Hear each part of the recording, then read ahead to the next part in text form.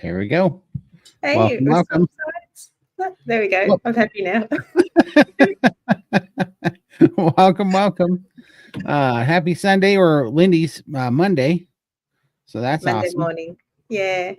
And Michael hopefully will be here. He's having technical problems, so he keeps popping in and out. So He's popping in and out of the studio, and we can't hear him. So he's working on his audio right now. So he should be here shortly. yeah, those And, gremlins. yeah. So let's see here. There's Carnivore Hercules. Howdy, howdy. Hey. Howdy from Albany, New York. Hi. Let's see here. Hi from Texas. That's awesome. Hi, Nancy. Good to see you, Nancy. Hey, Don. Appreciate everybody hopping in. We're just we're buying some time. Hey, Caleb.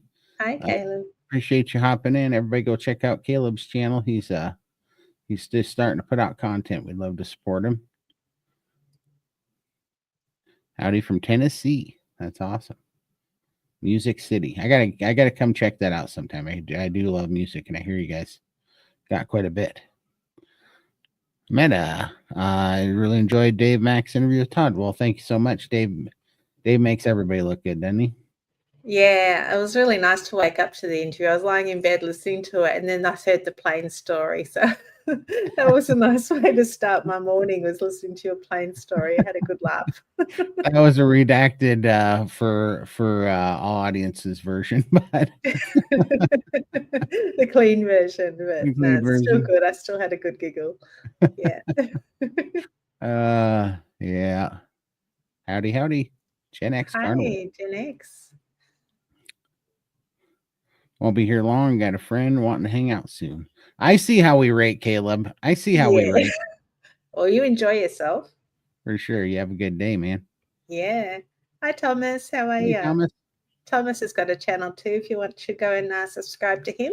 And he had an interview with Dave Mack as well. So do check that out. Yeah. Tom's got an awesome story. Howdy, Josephine. Hi.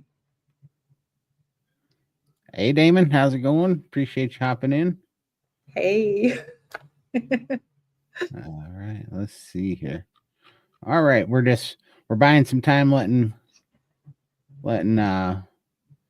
Michael get his audio sorted out. Hopefully he'll get that worked out. Let's see. Make sure I'm going through the chat. Make sure I'm not missing anything. Hi, LaDonna. LaDonna's just arrived. Hey, LaDonna.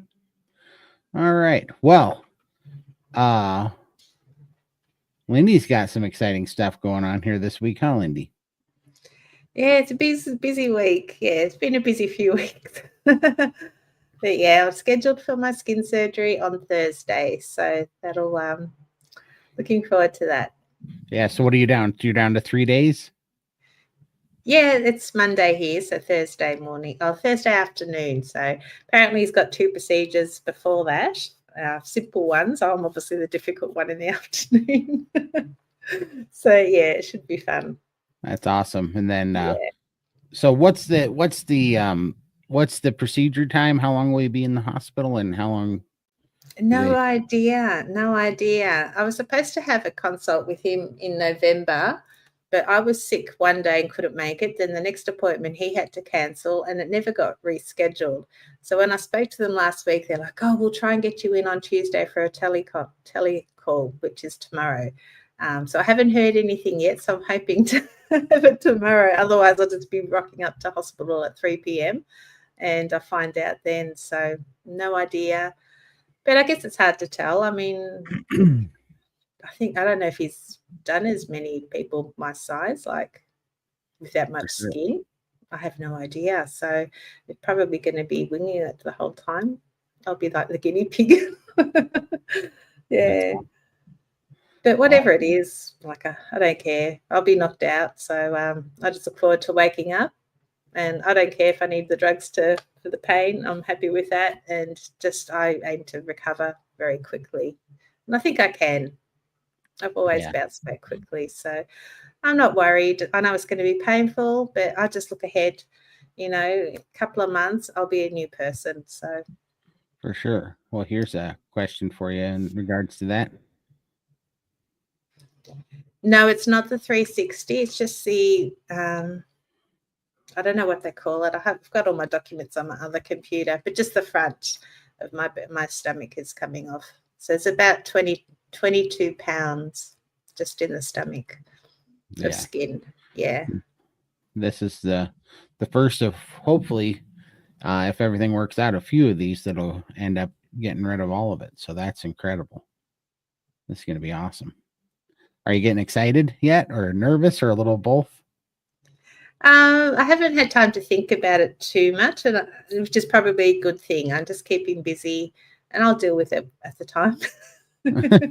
Otherwise, I get nervous, and like I already have doubts. So I'm going to roll up at hospital, and they're going to turn me away and say, "Oh, we can't do you today." So, no, I don't want that. That's just me. I always think the worst. So that's why I don't want to spend too much time thinking about it. I'll just take it day at a time. I'll roll up, and if they wheel me in, fantastic. Yeah. That's I'm awesome. a bit of a Debbie Downer sometimes. Well, it's going to be really fun to see how you're feeling. I bet I bet they don't have too many carnivores yet that are getting skin surgery. So I bet you'll heal up better. I really do. I think that'll be kind of incredible to see. So, well, I burnt myself the other day. I was cooking salmon in a bit of tallow, and the tallow actually split onto my hand. It was almost like a crater. It burnt like layers of skin off, and everyone was like, "Oh my God, you did that with a piece of salmon," and it's only like 2 weeks and it's gone. Do you remember that big spot I had? It was ugly. Yeah, and then there was a great big thick scab that came off it, and it's literally nothing left. I'm like, I thought I was going to have a permanent scar.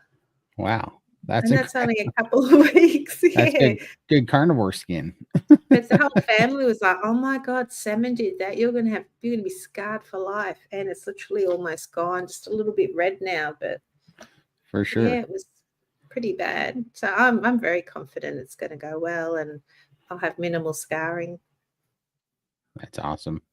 Well, and we're gonna be holding down the fort for you while you're gone, because you won't be here next Sunday, will you? Or your Monday? No. Yeah, healing up. I'll be watching. I should be on the couch, but I don't think I've been told I'm not allowed to shower for a couple of weeks, and I'm only allowed to have a bird bath. I'm not allowed to get bandages and things wet, so I won't be showing my face anywhere until I have a shower, because I need my daily shower. I'm going to be grumpy as. Yeah, for sure. That would bug you, wouldn't it? But it's gonna be fun. How long I guess they haven't told you how long the drains and everything are going to be in, huh? I think it just depends it's different for everyone. Yeah. And obviously I've got the lymphedema as well, so I have no idea how that's going to pan out. But he is a lymphedema specialist, so, he knows what he's doing. Yeah, so it'll be a lymph-sparing surgery. Yeah, but as long as I can have my shower and everything's working. That's awesome. I'll definitely jump on. Hey, yay, gotcha. You have a voice. I do, though I'm in a different browser. Really? Yeah. Drivers are messed up with Firefox. Oh, weird. Oh, very strange. Well, that's all right. We held down the fort for you. We covered for you. Yeah, I know. Oh, that's awesome. We were just updating everybody on Lindy getting ready to go in for surgery here in a couple of days. It's coming. Yep. Getting really close. Yep. So that's awesome. It's incredible. And man, we got to thank all you guys, because man, all you guys made this possible. So it's incredible. We thank you so much. This community is incredible. Thank you to everyone and you guys for setting it up. I'm going to start crying. So can we? Michael, how was your week, Michael? She threw you the football, Michael. He's not lissing. No, I'm trying to get everything set up. I'm so far, but I've been sitting here for like 25 minutes trying to get this thing going. I'm all messed up. He doesn't want to play. What was the question, Lindy? I'm sorry. How was your week? Screwed up week. I got so many aches and pains. My arm is all screwed up, all numb, still from whatever happened on Monday morning. And now I'm like all cramping up. I think these pills are taking too much out of me. I must be low on electrolytes or something, because today and yesterday and today I'm like all like sore and stiff. So I took some potassium today, took some magnesium, because my doctor warned me about it. She said that there's a chance that these could wipe out some electrolytes. So, but I don't know. And then all computer issues. So drivers want to update before they let me in, and man, it's all Todd's fault. Sabotage for me. So it's karma. It's karma. You make those AI songs and pictures, and that's what happens. That's funny. How do you liking your new phone? It's nice. How do you like yours? It's awesome. It's really fast. I'm quite enjoying it. Yeah, I can't go over the speed. Yep. Yeah, it's super, super fast. So that's crazy. Me and Michael showed me how to get a phone off of Samsung's website and save money. So we both got the new 25, whatever it is, Ultras, whatever. They're crazy. We're Samsung guys. We're not the Apple people. Never. Once, and that was a mistake, and I went back, and that was like probably 15 years ago. I think it's what you're used to. I've always had an Apple, so when I use my daughter's phone, which is Samsung, I freak out. It's awful. But which one? I don't. What version? S21 or S25 or something. She's got. About 25.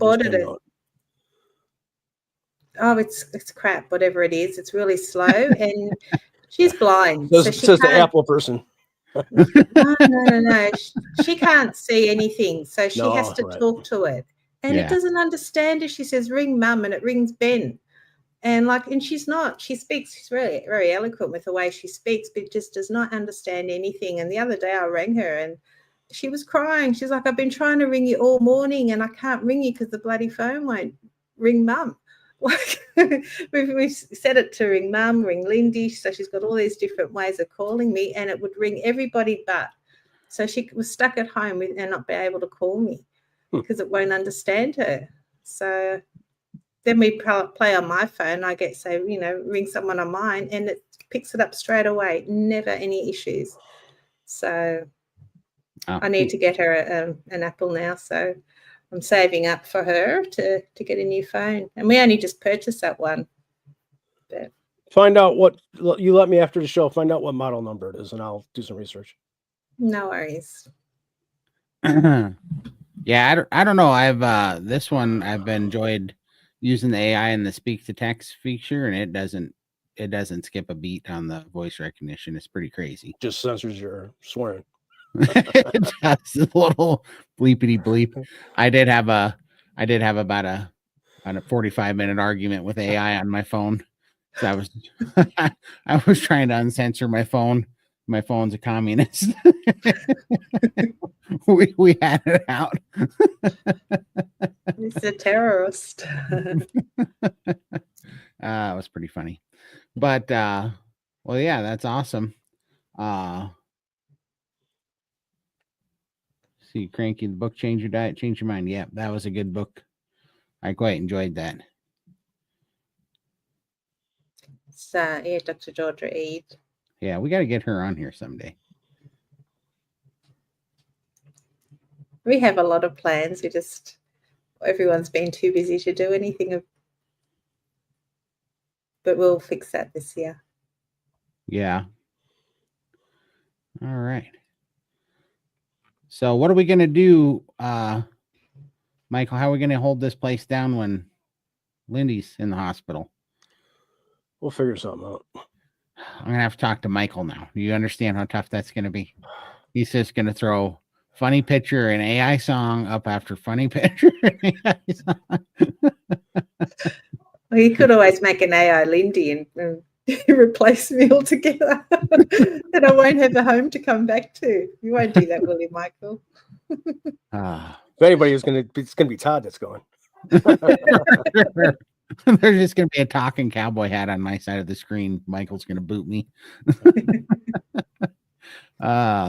should should we answer some questions? They're starting to get in here.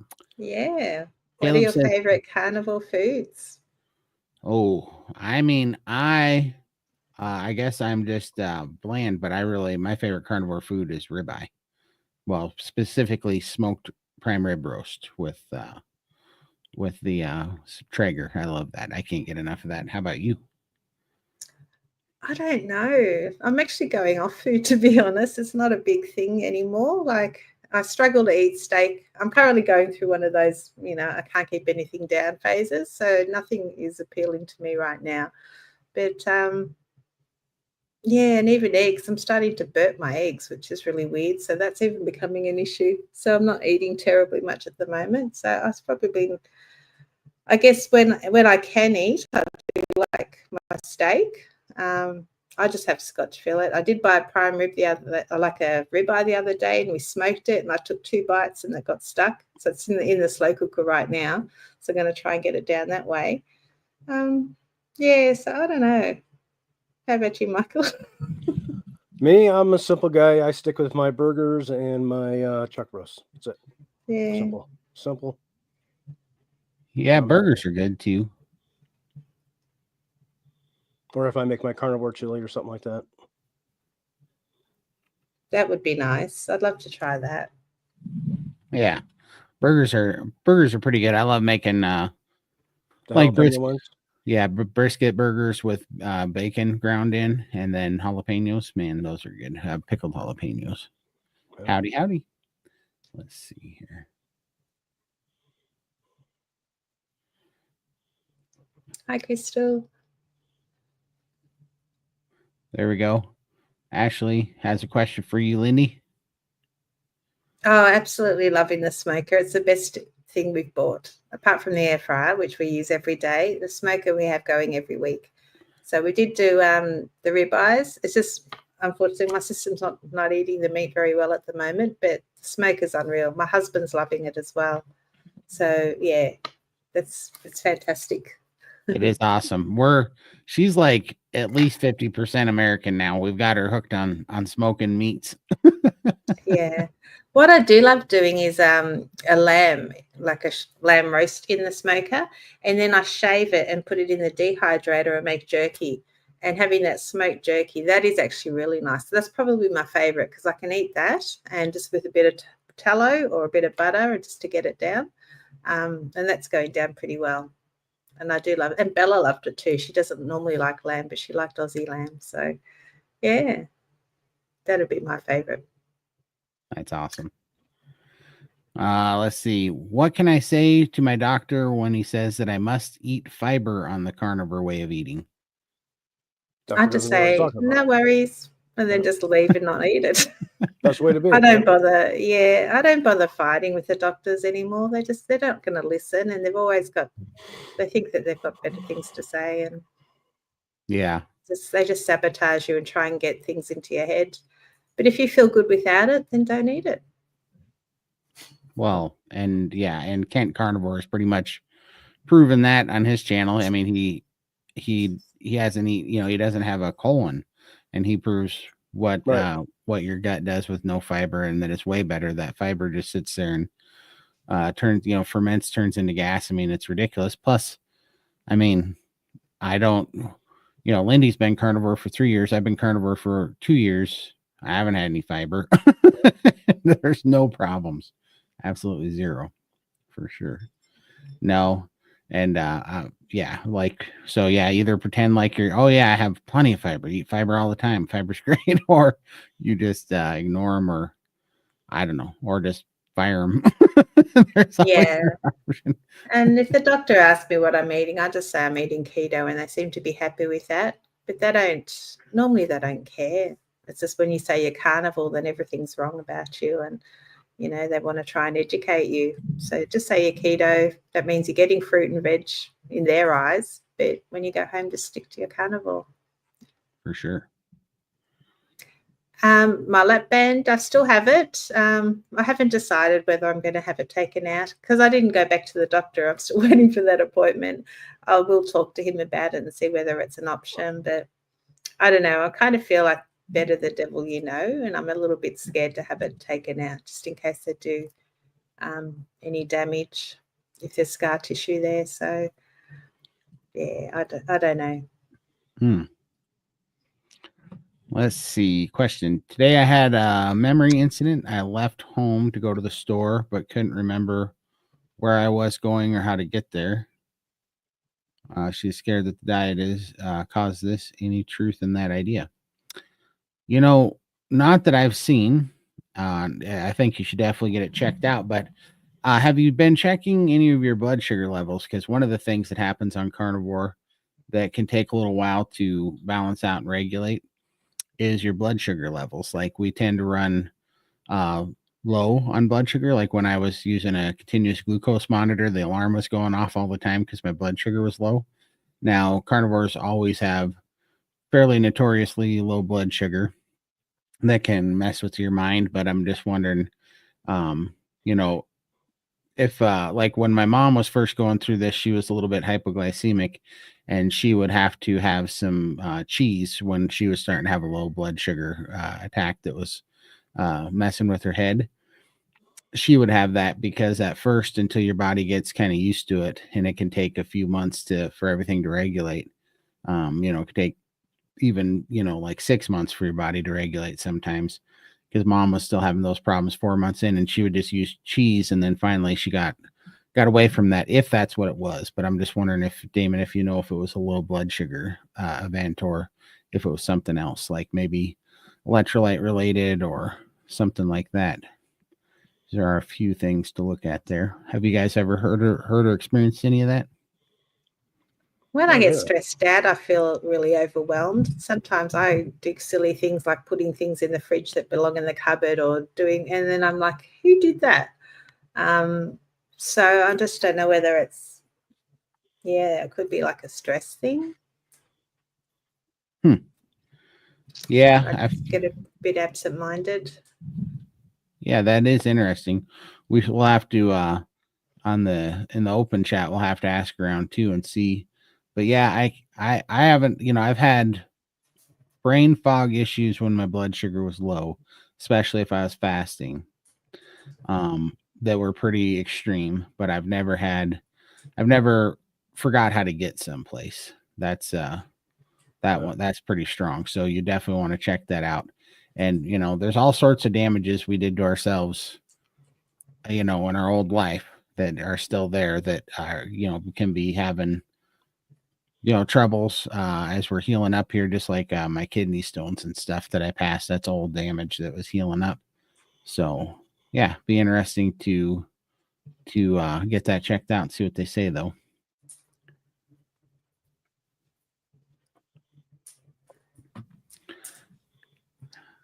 I keep getting pieces of small bacon or meat stuck in my throat. This has been going on for a while. Huh.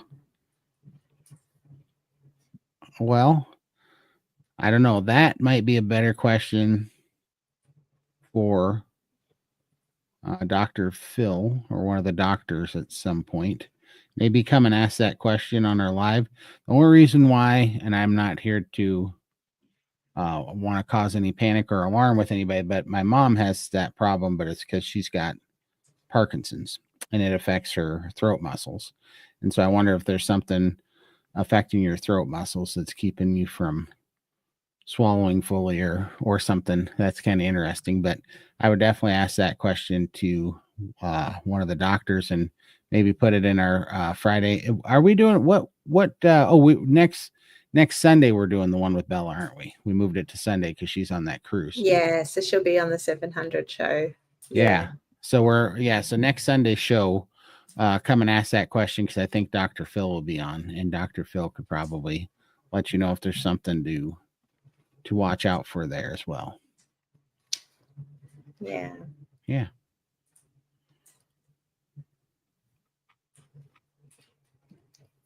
What do you guys do the day after you have bombed on eating badly? Anniversary date night last night and ate bad. Just jump back on board and carry on. Anything to flush this out. Just carnivore meat, carnivore foods. Just get back on. Just don't let that become a 2-day, right. or a 3-day or 3. you know. And so on. Yeah. Yeah, just stop it right now. Just go back on carnivore way eating, and it is what it is. And you're going to feel funny for 3 to 5 days. You're going to feel the effects of whatever it is you ate, you know. But it's a good reminder not to do that again. Yeah. And if I go off track, that's when the cravings start to come back in. So you don't listen to the craving. Just keep eating meat until that craving goes away. Get that off switch back. For sure. Push through with meat. Yeah, just eat through the cravings, and just like you're starting over, but it won't be that bad. You'll get back in the rhythm pretty quick. Just don't fast. You don't need to fast here. Revenge fasting will not work. No. It'll put you back into a spiral. Yeah, you got to revenge, stuff your face with carnivore food. Eat those cravings away. So I think we've had this one. Oh, sorry. We did this one already. There we go. My doctor says carnivore is Atkins diet. He is very stern about me eating fiber. I must eat fiber. Yeah. Yeah. I mean, I don't know your relationship with your doctor or anything else, but I mean, if it's easier for you, just tell him you are eating fiber or whatever, you know, and if not, I mean, I'm just not going to lie to my doctors, because I have an outlook that they work for me, and I'm not going to lie to them. So if they don't like it, they can suck an egg, but that's just my view on it. So I would just tell them I'm not going to eat fiber, and that's that, you know, stop asking me about it, you know, type of thing. Fiber, you know, is an absolute myth.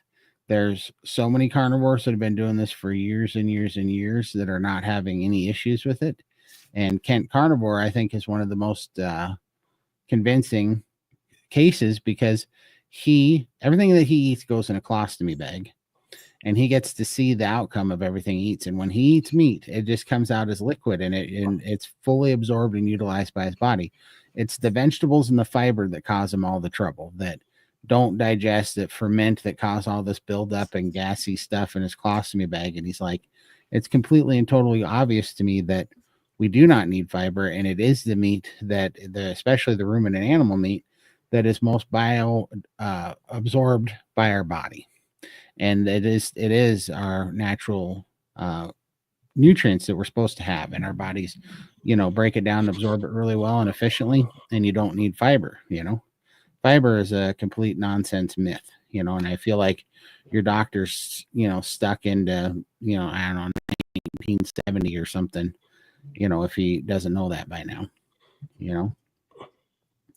But I don't have the greatest, I'm not an agreeable person when it comes to dealing with doctors. So. Stephanie, my favorite is smoked ribeye too, and now I have discovered beef bacon at our local butcher. Yum. That's awesome. It's good. I'm going to have to ask our butcher about that. I've never actually seen beef bacon in the shops at all. So that'd just be beef belly, wouldn't it? Just like pork belly, but beef belly. I think so. Yeah. I did ask her for flank and ribs, because everyone in America talks about how good they are. And I said, do you have any flank and ribs? No, we don't do that here. I'm like, really? Why not? So I'm still yet to find some. That's awesome. You definitely have to try it. LaDonna, definitely not ribeye fan. I found that odd. My favorite is carne asada flap meat, unseasoned, marinated. Unseasoned marinated. What's in your marinade? That'd be kind of interesting. But yeah, carne asada is delicious too, especially on open flame. There's something about carne asada with that open flame char that is really delicious. I've not heard of it. So. Oh, yeah.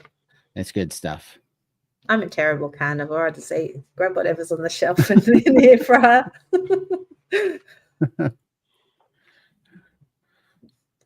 I've been eating ribeye with just salt. I'm thinking about switching things up and having hamburgers. Is it okay to have garlic powder, onion powder, and salt to season them? I mean, that can only be answered by you. The beauty of a carnivore diet is that it's an animal-based elimination diet. So what I do is I try things one at a time. If I'm going to reintroduce something, And the best thing that I found with seasonings is to get freeze-dried single ingredient organic seasonings that aren't full of a bunch of other stuff. Don't get mixes. Don't get like a garlic onion mix or something, because they end up hiding stuff in the ingredients. And you also should look on there, because a lot of those, that's why you need single ingredient freeze-dried spices, because a lot of those, if you look at them, they'll have soybean oil in them, which is crazy, in the garlic or in the dried seasoning. It's absolutely nutty. But and then just try them one at a time for like a week and see what happens. Unfortunately, garlic beats the crap out of me. My body does not like garlic, which is terrible, because I love the taste of garlic, but I don't get away with it. Black pepper's a no-go either, so you just kind of got to try them one at a time and see if you have an inflammation response to them, How about you guys? Yeah, I did have a bit of garlic powder. My daughters had bought me some salt with garlic and onion in it, and that was before I was carnivore, and I tried some of that not long ago, and it just repeated on me. I was burping garlic for about 2 days, so that was just unpleasant for me, so I didn't have any more. Yeah, I don't have a problem with garlic, so I use it. Yeah, that's awesome. You lucky dog. I know. I'd love to have a bit of garlic, but Garlic's good, huh? I can do Tabasco sauce. That gives me that different flavor. I love that. Yeah. Yeah, that's awesome. Have you ever hit a wall with eating carnivore, and what did you do to push through it? Well, yeah, wall in as in how, like palate fatigue or just getting fed up with food. Like, as long as there's just so many different things there. You can hit a wall by undereating. And that's the first wall that I hit, was undereating. You slow your metabolism down, that's not going to be good. You're not going to be getting enough fat. The wall kind of comes with a little bit of depression or whatever. He kind of wears you thin. So first of all, you need to make sure you're eating enough, which I know can be difficult, which is why we're such fans of the Steak and Butter Gang priming protocol, because you're less likely to hit a wall on carnivore if you have a high functioning metabolism that's going to make you want to eat a lot, which I know sounds all backwards. Everything that I just said there sounds controversial and backwards, but because everybody thinks that eating less and all these things, but it's not true. It's the reason why we become so good at not eating a lot and calorie restricting, is because all the stupid calorie restrictive diets we did, and all that it does is hurt our metabolism. The truth of the matter is that when you have a high functioning metabolism and you heal your metabolism, you're going to eat. Your body's going to be more ravenous for food, which is good, because then you're less likely to hit that wall on palate fatigue and meat aversion. Because when your body's got a high functioning metabolism and it's getting a lot out of the beef, man, it just craves it, and so that's what I find. So that's one thing. But if you do get to a point where you just don't feel like eating, you feel like you got palate fatigue, and you're nourished and you have a high functioning metabolism, then it might be time to start throwing some fasting in there too. Because if you fast, you are no longer going to be hitting that wall. Go without food for a day or two, and that wall, everything tastes good again. Yep. Exactly. Everything is going to taste fantastic after fasting. So yeah, definitely. Yeah. How about you guys? What's your favorite way to get through a plateau? I definitely have to work out whether you're eating enough or not. And for me, if I'm not eating enough, I start losing hair and getting depressed, and those cravings set in. So I have to make an effort to prime, and that's just re-nourish my body, get my metabolism ramped up, because I tend to undereat a lot because I'm not hungry. Meat is very satiating. So I just don't find that I'm looking for food much. But then it just stalls everything. So don't underestimate that, the priming that you need to do that, nourish your body and get everything ramped up. And sometimes you do just have to push through and eat that meat. And I just graze throughout the day because I can't sit down and eat a whole meal. So just concentrating, having like 5 bites every hour, and just enough to ramp things up again. If you can't sit down to a full meal, lean on the eggs or fish. salmon. Just have those 5 bites, whatever it is, and just for 3 or 4 days, and just to try and break that and get some of appetite back. That's awesome. My local grocery store had a sale on for $4.99 a pound of T-bone steak. Awesome fat to protein ratio. Oh, I love deal. T-bone steaks. Man, they're delicious. Sometimes for whatever reason, I just get a bug and I just go ham on those for a couple weeks. Those are delicious too. That's a great deal. I would have been back in the truck around for that price. You're like, fill up the truck bed. Ashley, oh Lindy, I have the most amazing jerky for you to try. Video hopefully coming soon. It's good and just beef and salt. Man, that sounds delicious. I did try it in Texas and I loved it, but that bag disappeared. When I went back to the fridge, it was all gone. So it was very popular. Definitely watch out for your video because I will try it. So yeah, give me a few weeks and yeah, get your video up, please. Thank you. Exactly. Sadly, modern doctors are taught to think not how, or to think to not how. Yeah. Yeah. What to. Yeah. They are very set in their ways. Like even I go in and I've lost 500 pounds and they still want to put me on one pick. And it's like, would you like some? And I'm just like, I'll think about it. Thank you very much. And then I just walk out. I just don't even bother fighting with them. Like, I know this is working for me. I don't want to be adding extra toxic things into my body. Like, I don't need it. Yeah. I'm not in a rush. It'll come off when I'm ready. For sure. No, and I definitely get that comment a lot. Somebody was, when I was on Kilts the other day, I got a couple of comments. Some lady was giving me a riot act because she said that I was, because I had mentioned on there that when the anxiety and depression went away in just like 3 weeks, that it was kind of made me mad because I realized that all this to do and nonsense for 20 years was, it wasn't mental or psychological or whatever. It was diet related. It was hormones, and it could be fixed with food.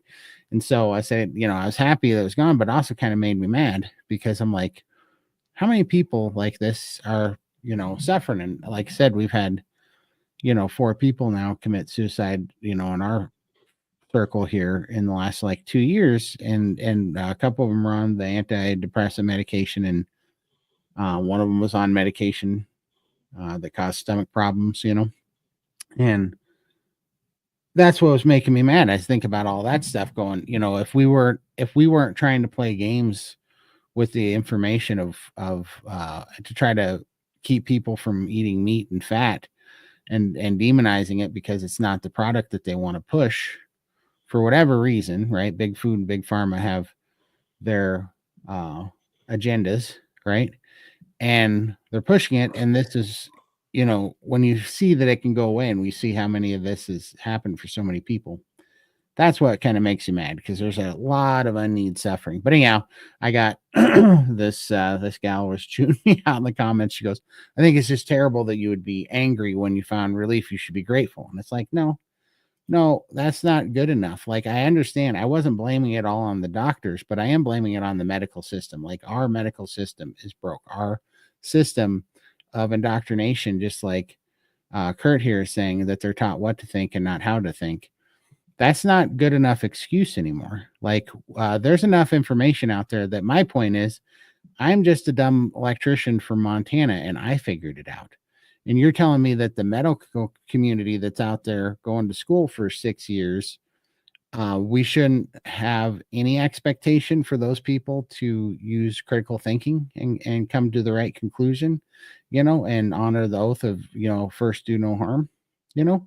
I think there's a certain amount of responsibility that belongs to everybody, And in fact, this woman was even saying, well, and it's your responsibility to take control of your health and you figure it out. And it's like, yeah, that's true. But what I'm saying is, at this point, I think I would have been better off never hearing a doctor's opinion about diet than I would have getting their advice, because it just sent me on the wrong road for 26 years. So it's not that they're giving you advice that's not working. They're actually demonizing the thing that does work. They're actually turning you away from what does work. We had to go and against their recommendations, to eat healthy. And so that's a little bit annoying because they're actually I know that they're doing what they're told, and I'm not demonizing every doctor. And I absolutely know that there's, that they're most of them, their heart's in the right place. I see it myself. I'm not saying that, but I am saying that we do have to wake up and understand that, including the doctors, that the medical system that they've been taught by is it's a business, and it's a company that's making money off of people's pain and suffering, and they need to take a look at the bigger picture, and they can't keep turning away people that are having results like Lindy's had, like Michael's had, like I've had, like so many in the carnivore community, and all that they can come back with is you better eat more fiber. I mean, just that watch out for cholesterol. No, they don't just get a free pass anymore. They don't get a free pass. Nobody gets a free pass. I agree that we got to take control of our own health. I totally agree. We got to stop delegating that to people that have a monetary incentive against us being healthy, or that have at least been indoctrinated and trained by people that have a monetary incentive. But at the same time, those people have to look at the big picture too. And it's not just all us, I think that's kind of ridiculous to give them all a pass, Well, that band surgery was supposed to cure me, and it didn't. And then when I went back to the doctors, they're like, "Oh, we need to do gastric bypass. That's what's going to fix you." And I'm like, "Well, the lap band didn't fix me. I want to try carnivore. I've tried every diet. I've tried lap band. I want to do carnivore. Give me 3 to 4 months to do carnivore. If that doesn't work and all my numbers look really bad, I'll do whatever you tell me." And she was fine with that.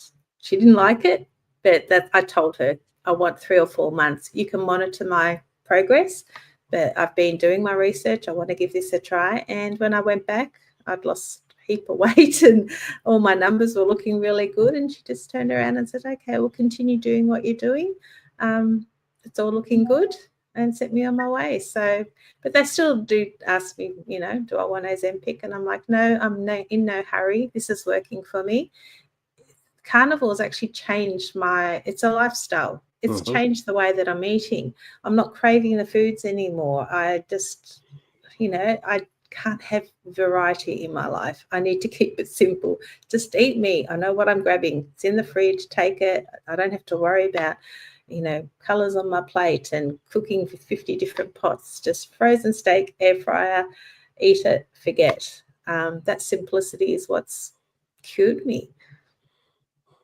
For sure. 100%. I want to try slow cooking ground beef with chuck roast. I love Bill nuts. Bill nut. That's awesome. That sounds really good. That's basically what I do for chili.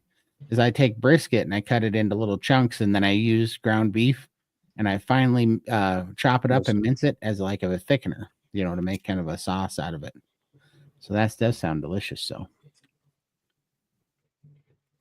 I have done mince in the slow cooker, but I still find it's very dense and dry inside. So what do you do to make it sort of break up? Even though I mash it, I still find it very hard to get down. You throw a little tallow in there to put some fat back into it? Maybe it's the gravy that I need, more gravy. Like even the water, I just find the meat kind of just gets stuck. Yeah, for sure. Favorite is New York strip and pork belly. Yeah, New York strip is good too. I like them all. You know what I really like New York strip is I've been smoking them up or air frying them, and then I cut them into little chunks, and I've been putting them in my power bowls in the morning. I've been really digging that. They're a good texture for the egg power bowl in the morning. Been quite liking those. Let's see here. There's Thomas. Just carve the word fiber into your meat and then eat it. You can tell your doctor you ate fiber. I like where your mind's at, Thomas. For sure. That's see it off a chopping board, a wooden chopping board. You never know, you might get a bit of fiber that way. Exactly. That's funny. Use omega-3 fish oil to help brain function. Reesterified triglyceride form is what it takes. What I take. Oh, I gotcha. Huh. That's awesome. I might get some of that because I eat the cod livers, but that's interesting. Do you like salmon? I love salmon. We have it once a week, except for the burn, but yeah. I like raw salmon. I get the best energy out of raw salmon. Just cut it up like sashimi. Never had it raw. I eat pounds of it raw when I'm eating it. Yeah, I love it. It's so tasty. I accidentally ate a 40-ounce ribeye and didn't eat for 2 days. I ended up losing 6 pounds. First loss since November. That's awesome. That's fantastic. Awesome. Keep it all up. You need to ramp up your metabolism, and then you just don't want to eat anymore, and then you just end up fasting naturally. For sure. Good job. Thomas, when I had trouble swallowing in the hospital, they had me see a speech therapist. Oh, wow. Huh. Interesting. Wonder what that ended up being. Right before I got sick with a small seasonal cold, I had some memory loss. I went away quickly, though normally I'm sick 2 weeks, but the carnivore, I was only sick for 3 days. Absolutely. That's awesome. I wonder, maybe you're going through something, Damon, too, a bug or something. Whoa. I'm sorry. No worries. Hey, I hope all is well. Lindy, 1 week. I am so excited for you. That's awesome. 4 days. Less than a week now. Yeah. It'll be Wednesday here when she's having her surgery. So Wednesday afternoon. Yep. Yeah. So many prayers are appreciated. Tim. Yeah, tell your doctor, eat a yolk. They work for us. Yeah, exactly. If they want to be our patient or our parent, they need to start covering my bills. Absolutely. I'm right there with you. Eat a yolk. I've never used that one, but I'm gonna start. 100%, Tim. Let's see here. Most halal butchers would have beef bacon. Oh, that's awesome. Well, that's a good place to look. I'll have to. I'm gonna have to try that. I keep hearing about it, and I've never tried it yet. Are you counting down the days before your surgery, Lindy? 4. Yeah, almost there. And it'll go quickly too. I'll blink and I'll be there. That's awesome. Hello, anyone from Oregon? Let's do a meetup. There you go. I'm not from Oregon, or I'd be all over it, but yeah, definitely reach out. Let us know. Big far for me too in Melbourne, so for sure. Brad Sanford, 61 days carnivore, eating over TDE calories every day, high fat content. Every other day I get really sleepy. Other days, lots of energy. Any ideas why the energy roller coaster? I do have fatty liver. So it could be a lot of things, but honestly, I think so I went through this when I was priming. It could be gluconeogenesis, which gluconeogenesis is when you eat more protein than your body can, utilize, and so it stores it as glucose and it causes an insulin spike. So that could be it, because it's the same, it can cause similar things to being on an insulin roller coaster. But also what happens is when you finally give your body building blocks and nutrients, your body wants to heal, and it wants you to get some sleep, and it wants to start going to work. And so I wouldn't be concerned with it at all. I know that as you're working, that can be a pain in the butt. I had the same problem, but try to find more time for sleep and just let your body sleep through that. And you will be surprised what starts to heal up, just lean into it and get some sleep. What do you guys think? Yeah, it's only 2 months, 60 days into it, so it's still Takes time. early days. Yeah, take your Yep. time. Definitely Yep. sleep if you need to sleep. Listen to your body. For But sure. kicking goals there. Vitamin Well P is what you need. Patience. Vitamin P, patience. Yep. Absolutely. And definitely just lean into the sleep. I know, I was going through the same thing because I thought, oh no, I'm getting tired, so I must be doing something wrong, because you start to think that it's negative, and it's like, no, it's not negative. The more you sleep, that's when your body's healing and fixing itself. Yeah. It needs to sleep. Yeah. And it's trying to put you to sleep to get you to heal, because it's finally got some building blocks and nutrients to go repair some things. So that's definitely what I experienced. So lean into it and get your sleep in for sure. I have a Galaxy 22 Ultra, but I use Google anytime I talk to it. I've never used the Samsung voice recognition. She could be using Bixby. Don't use Bixby. If she's using No. Bixby. Yeah, her old phone had Bixby, so we didn't activate it on this phone because that was terrible. Yeah. Okay, because But Google now every Voice time is she really says, yeah, no, she's using Google. But when she talks to her phone, her Google Home answers instead and says, I'm not connected to the internet, but her phone won't listen to her. So that we know the voice is being picked up by a Google Home thing, but her phone won't recognize her. So something, and I think S22 sounds familiar. So maybe she's got one. good. That's what Todd just had. Todd had no issues with his, right? No, I didn't. No, and I use the Google Speak all the time for my keyboard and everything, and it did just fine. So I'm wondering if it's just a dud. Check the settings. Make sure that you're not using Bixby's built in there. Make sure it's disabled. We haven't enabled it on this one. Bixby sucks. Bixby sucks. Yeah. Thomas, I'm going through what I think is either oxalate dumping or a lack of iodine, so I'm drinking 1 cup of tea in the morning for oxalate and getting iodine in a couple of days delivered. Awesome. It's good. Yeah, let us know how that works. I mean, if it's oxalate dumping and you have some tea, you'll notice it right away. Huh. If it's not, then it won't make a difference. I agree. Undereating definitely causes issues with mental clarity, anxiety, and cravings for me. 100%, Tim. It does. Yeah.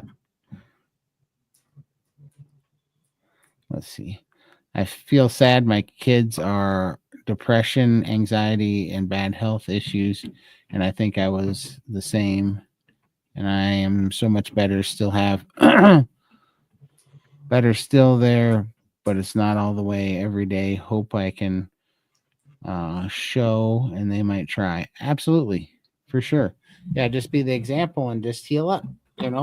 Like it's all going to be anecdotal for a while, but when you make this your lifestyle and you show improvements in your health over a period of months and years, then the people that are around you are going to notice the differences, and they are going to, you're going to be kind of that light of hope and, some guidance when they need it, because they will come around, Yeah. And my girls are both adults now and do their own thing. And, the oldest is type 1 diabetic, has issues, and she's now like, Mom, I'm eating a lot more meat now. I'm like, really? That's awesome, honey. When you make a steak, I'll come over and we'll eat steak together or something. So I just encourage her now, but she's still not 100%, but at least it's something. So the seed is planted, and you just have to be those little wins, encourage them.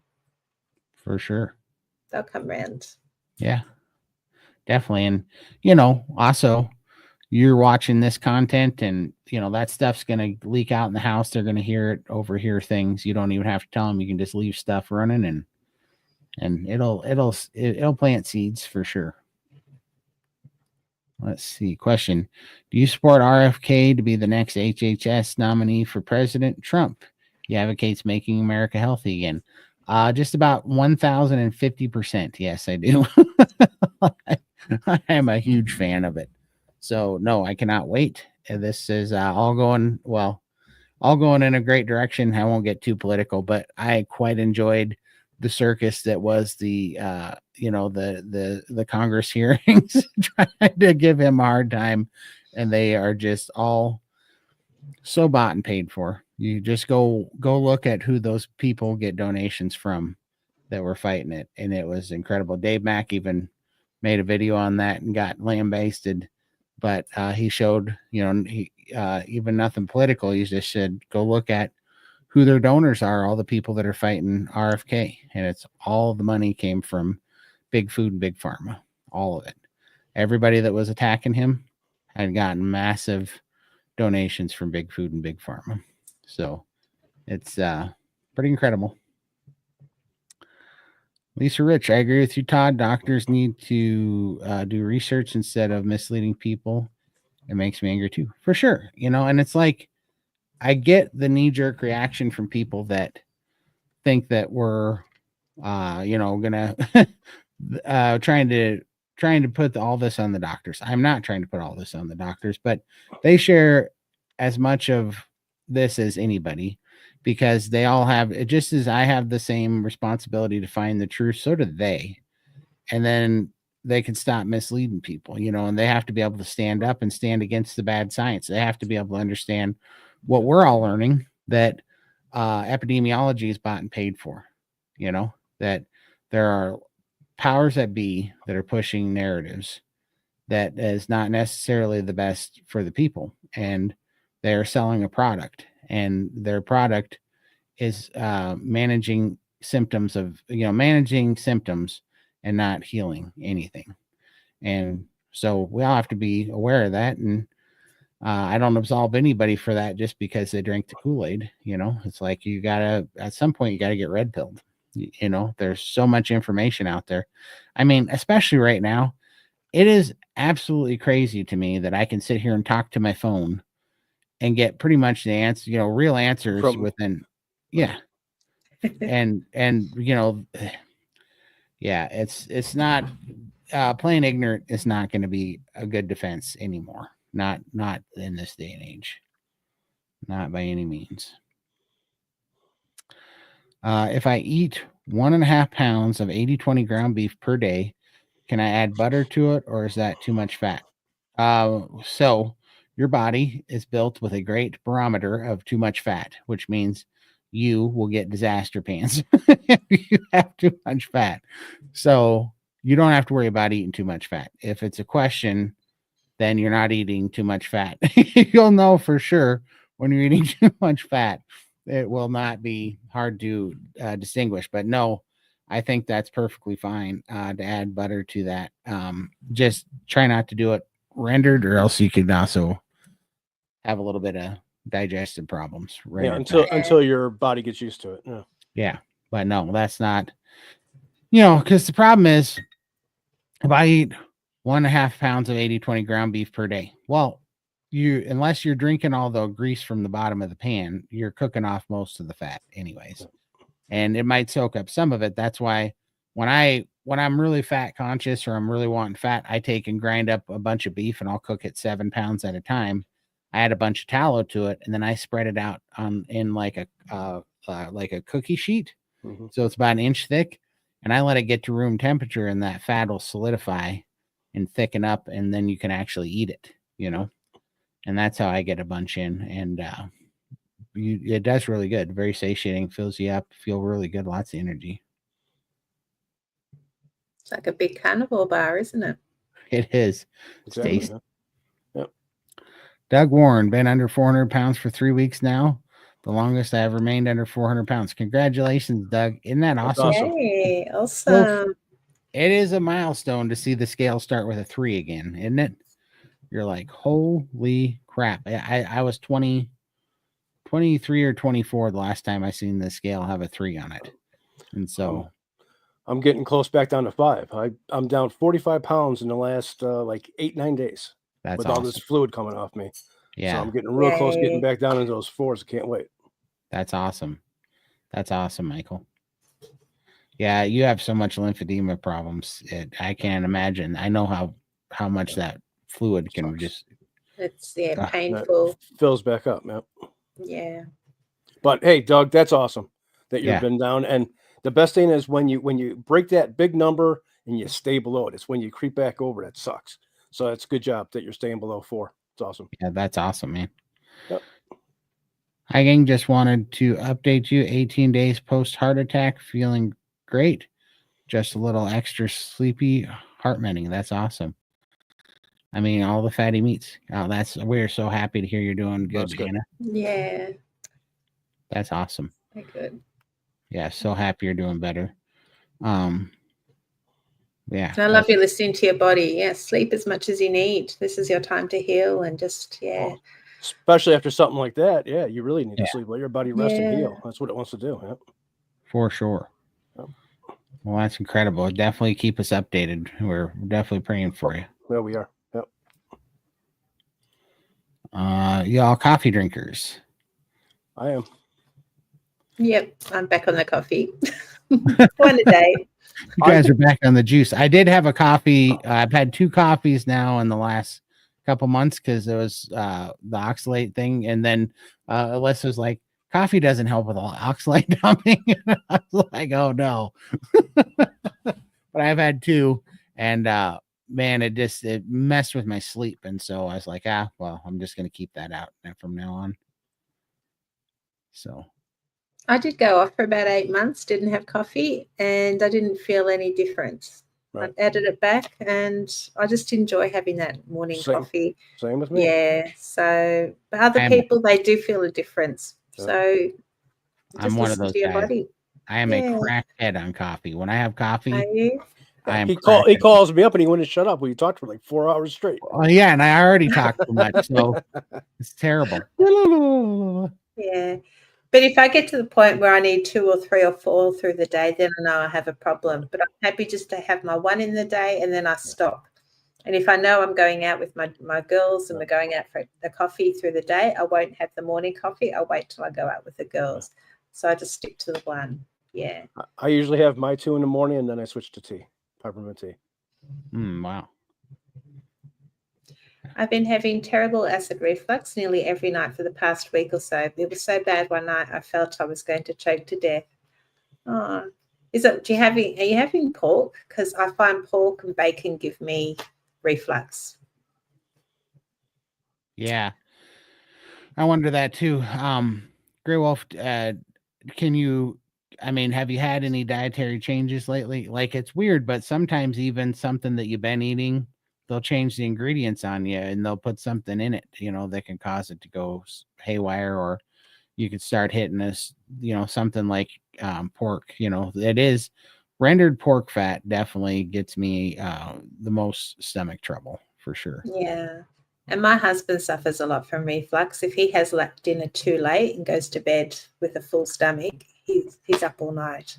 So he has to eat a lot earlier in the day. So we might have dinner at 5 and then goes to bed like 5 hours later.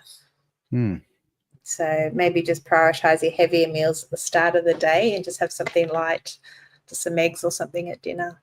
Yeah, and then also these amino acids, when I went through the amino acid therapy phase, that also really helped my digestion and my stomach health quite a bit.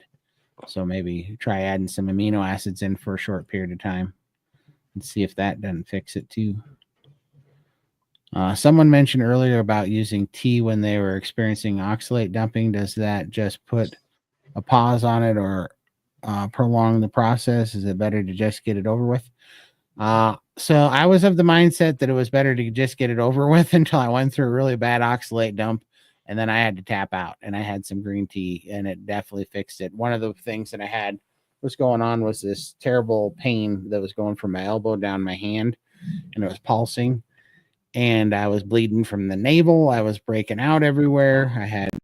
It was really annoying, and it lasted over 2 months. In fact, I think realistically, it lasted over 3 months because I think it actually started with the kidney stones that I passed, and it just kind of started going downhill. And I finally tapped out because I'm like, man, this just keeps going. So apparently, and this was Alyssa told me this, but she said that your body starts kind of freewheeling and it starts producing oxalates, and that's why you need to slow it down, because if your body starts kind of spiraling, producing oxalates in an oxalate dump, if you take a little bit of oxalates, that it'll slow it down and stop your body from overproducing oxalates.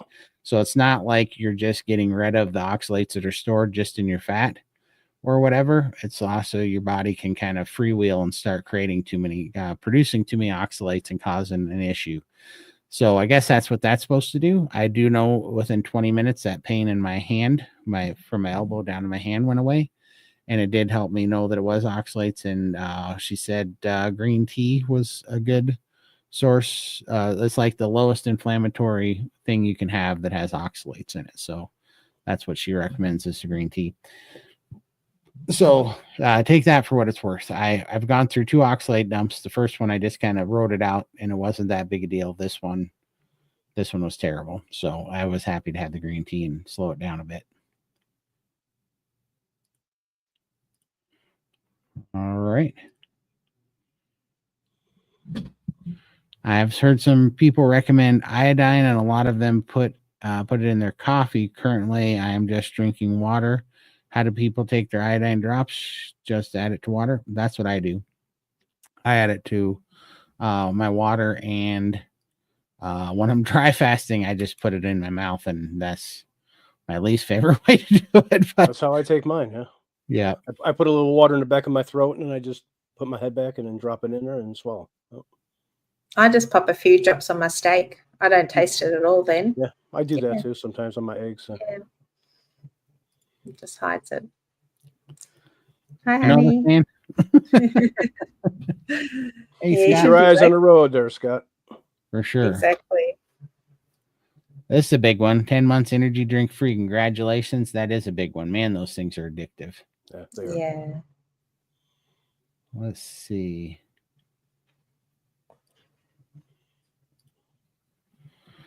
Macro ratios. What is the maximum amount of protein and minimum amount of fat per day on OMAD? I enjoy eating 150 grams of protein in one sitting, 500 grams beef and 10 eggs. Do I need extra fat? 150 grams of protein. That's not probably, well, I don't know. We don't know who you are. If you're male, female, how big you are, but no, that doesn't sound like enough. Sounds close to, it sounds fairly close, but 500 pounds of beef, 10 eggs. It sounds close, but my question is, why are you doing OMADs? Like, are you doing OMADs all the time? Like if you do OMADs for a long period of time, this is coming from experience and also from tons of testimonies of other people that have done it. It's actually one of the really hard things on your metabolism because you never give your metabolism time, and your metabolism just starts to slow down because it thinks you're in an environment of famine, And so OMADs they're an easy, slippery slope to get sucked into because carnivore is so satiating, but you might want to think about that because OMADs can be counterproductive for sure. So, and how are they? OMADs are fine if you do a little prime in between. So do it for a couple of weeks and then do like a little mini prime. You need to change things up. If you just stay constant the whole time, your metabolism just tanks, and then it's difficult for to sure. Install. 100%. And also let us know. I mean, doing the OMADs, how are you feeling?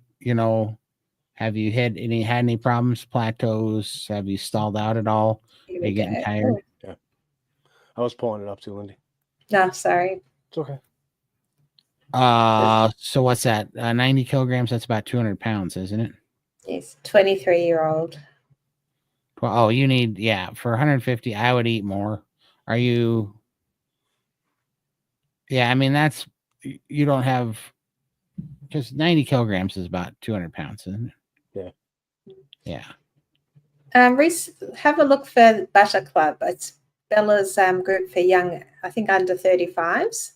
It's called Butter Club. It's a Mighty Networks. I think it's all free, and you've got young people in there, so you'll probably be able to get some more sort of guidance in there. None of us are allowed in there. Yeah, we're too old. We're too wise. We're too wise. Don't get this old stuff. Yeah. No, Do but you have the link for that? Do you, Michael? I don't think I've got it. It's I just could called probably Butter, I'll find it. Butter Club. And that sure. Max from New Zealand, Max, what's his name? Max German, is it? He's in there. He's a young guy. That's awesome. He's got a cool YouTube channel. Yeah, go check it out. All right. When is Lindy's surgery? 4 days. 4 days away. Almost there. Yeah, she won't be able to be on with us next Sunday because she's going to be healing up, but it's going to be awesome. I'll be watching. All right. What does oxalate dump feel like? Well, I don't know. So it felt like kidney stones, and that was terrible. And it feels like a lot of itching on the skin and the rashing. It makes you want to itch to the bone. And then you can start getting funny rash. I got a weird rash in my belly button out of that whole stupid thing that started coming out of nowhere. But then all of a sudden I was getting like weird, like my knees swelled up. I was having inflammation in the knees, and I started having nerve pain in my right arm. It was just really weird.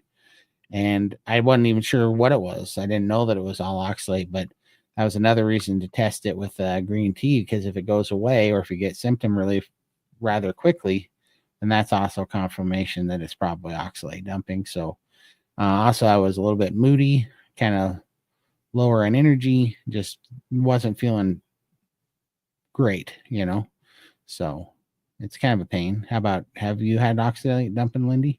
Yeah, twice. It's mainly been skin rashes on my legs and once under the armpits. And it's just red raw, little lumps, very itchy. Like I just wanted to scratch my skin off. It was so bad. Yeah. And I was thinking, am my deodorant no good? Or like I didn't really understand. And it only lasts about 2 or 3 weeks, and then it was all gone. And I'm like, what was that? But I was walking around like an ape because I couldn't put my arms down. It was that bad. Yeah, it was awful.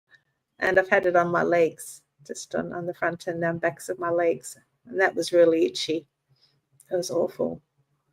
Wow. Let's see. Next month, I'll be my carniversary. I am 5 pounds away from my ideal weight. No more diabetes, arthritis, body aches, or joint pain.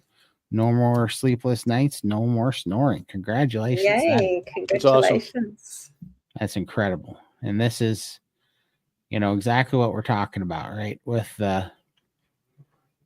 we found it, and it works, and it's real. So yeah, we can require other people that are supposed to be our our health professionals to at least look into this. Let's see. There, I put the link for the Butter Club in chat, guys. That's awesome. Fantastic. Michael's awesome. All I right. think they have Zoom calls and stuff like SBG Gang, but it's more for the younger people.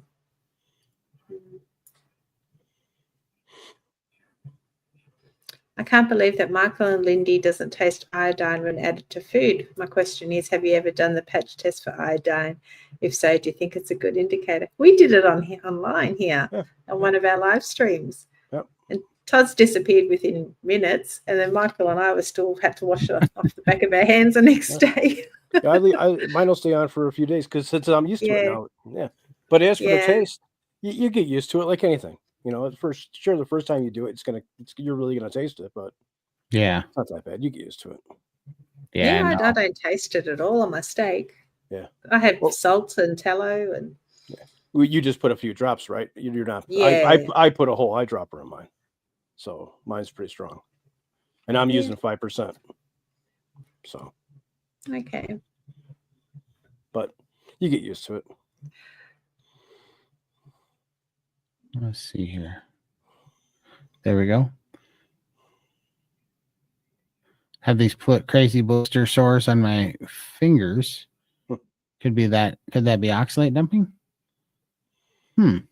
Yeah, I mean, it could be, or something else. Scratching it? You've been scratching the skin and irritating it? On my fingers. Yeah, I don't know. That's interesting. I suppose it could be. but I didn't have blisters. I'm just checking out, here we go. When I start to prime, should I lessen my walking with the weight vest to prevent stress? Yeah, I mean, I would do the first 2 weeks of priming without doing anything real stressful and then add things back in, because I would save all your energy for priming, because it's actually hard work. It's not easy. People think that it's just eating, but eating on that calendar, you got to hit it like it's your job. You got to hit it like you're working out. And it's kind of a funny thing to experience, but I think that would help you. You have to get to the point where you're ready to smash Raymond in the face because you hate eating so much. And a lot of people get to that stage. And then we know you're primed. Yeah. When you hate it, for sure. Yeah. Is there a particular brand of iodine you recommend? I like the J. Crow's Lugol's. That's what I use. Oh. Yeah.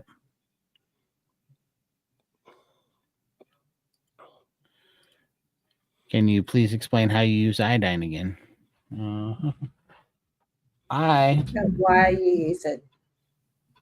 Why I use it is because the best way to explain that is to check out Dr. Brownstein and Ken Berry's video that they did. I'll post a link in a second. Yeah, and then just watch that video and that'll explain it. But most people have an iodine deficiency, and they say that it's highly underdiagnosed, and it's one of the things. It affects like every cell in your body, but it really goes after your thyroid too. Is a big one.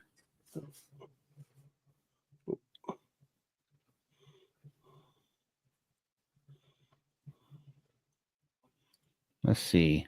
So I think my mom is dumping big time. So y'all are saying to try green tea or black tea to flush it.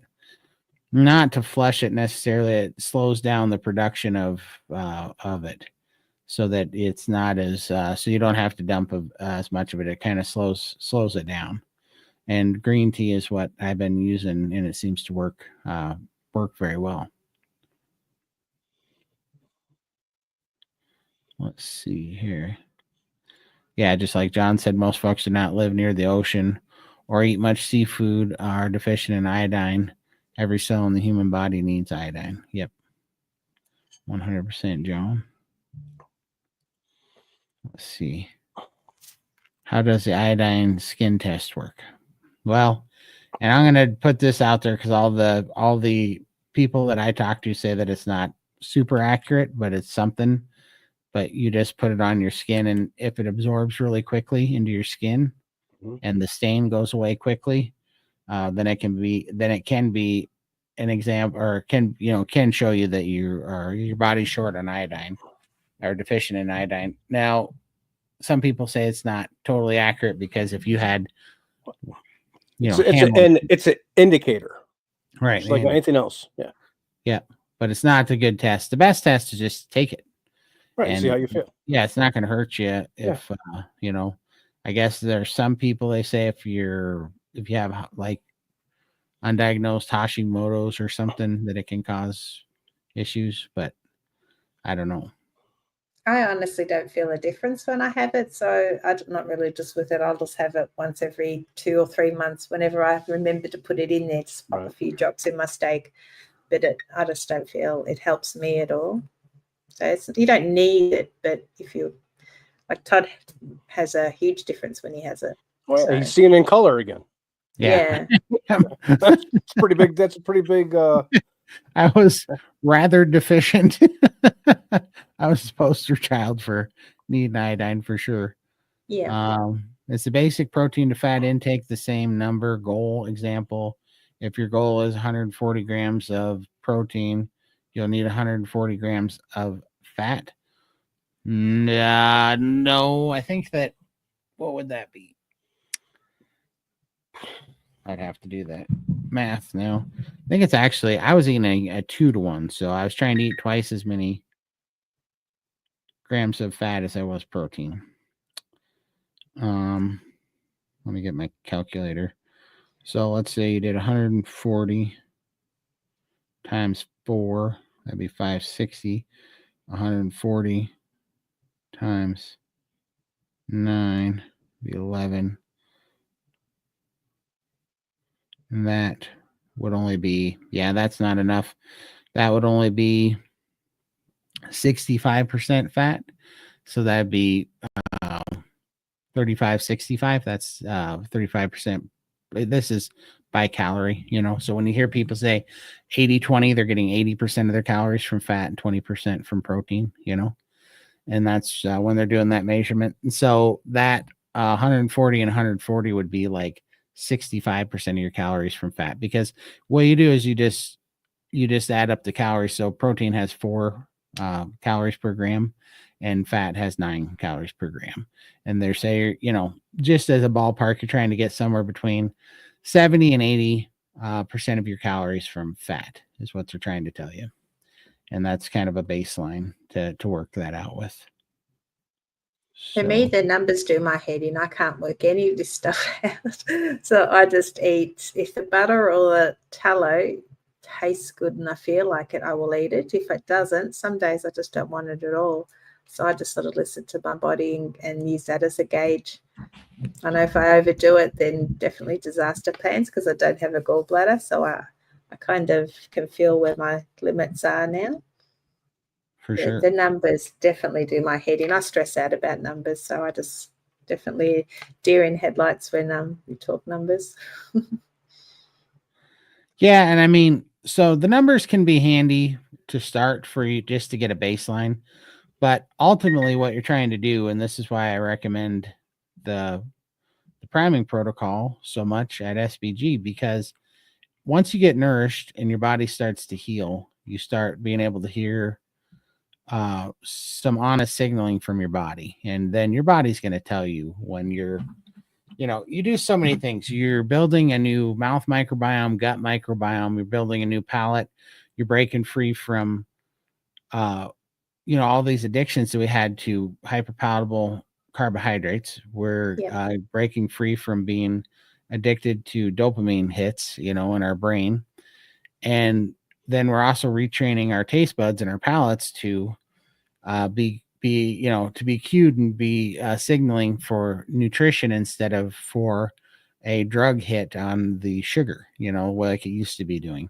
And so we're changing so many things. And so for that reason, it can be handy to have some numbers to point you in the right direction. But ultimately, once you do that, you can just start listening to your taste buds and you can start listening to your body's cues, and it'll start telling you when you're hungry, when you need to eat more, when fat is what you're short on, or when protein, 'cause sometimes I want the fat and sometimes I don't. And then you really start to get free when you can just listen to that and just do what your body's telling you every day. It becomes a lot easier for you.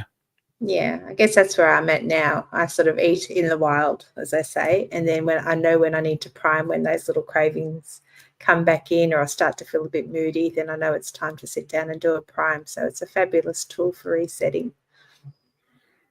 For sure. Being 6 years on keto, 3 on carnivore, I can't eat equal grams of fat to protein. My body is very used to using its own fat, is my guess. Or I don't know what you mean by you can't, or what your guess is. Maybe that could be true, but also, pretty much most of the fat you're eating is going to come through that route anyways, even the dietary fat that you're eating. And, it might be that you don't have the gut microbiome for a lot of fat yet. You might find that it changed your mind, or you might just not need it. Some people do lean toward more of the lean meat and they function, but maybe give yourself a try. Just don't have any hunger for fat, always more protein. Yeah. And you're younger, right? So because you're the one that's 23. So that surely, I think the key is not going to lean. Yeah, for sure. And so you might not need that too. So, but as long as you can, as long as you are listening to what your body's craving and you feel good, then, I wouldn't say you have to add anything unless unless you're short on energy, or if your body's craving it, or if you never feel like you can fill up or something, or if you feel like you're having brain fog. If none of those things are happening, then I would say keep doing what your body's craving,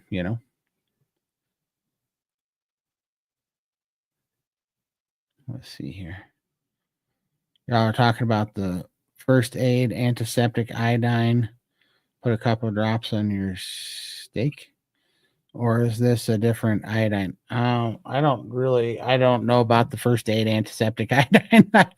This is J. Crow's iodine, Lugol's 5%.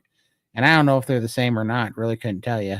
I know that it's 1%, or it's like I think it's like 1 milligram iodine and 1.5 milligrams potassium iodide, I think is what the solution is, of 2%, and then times 2 for the 5% or whatever.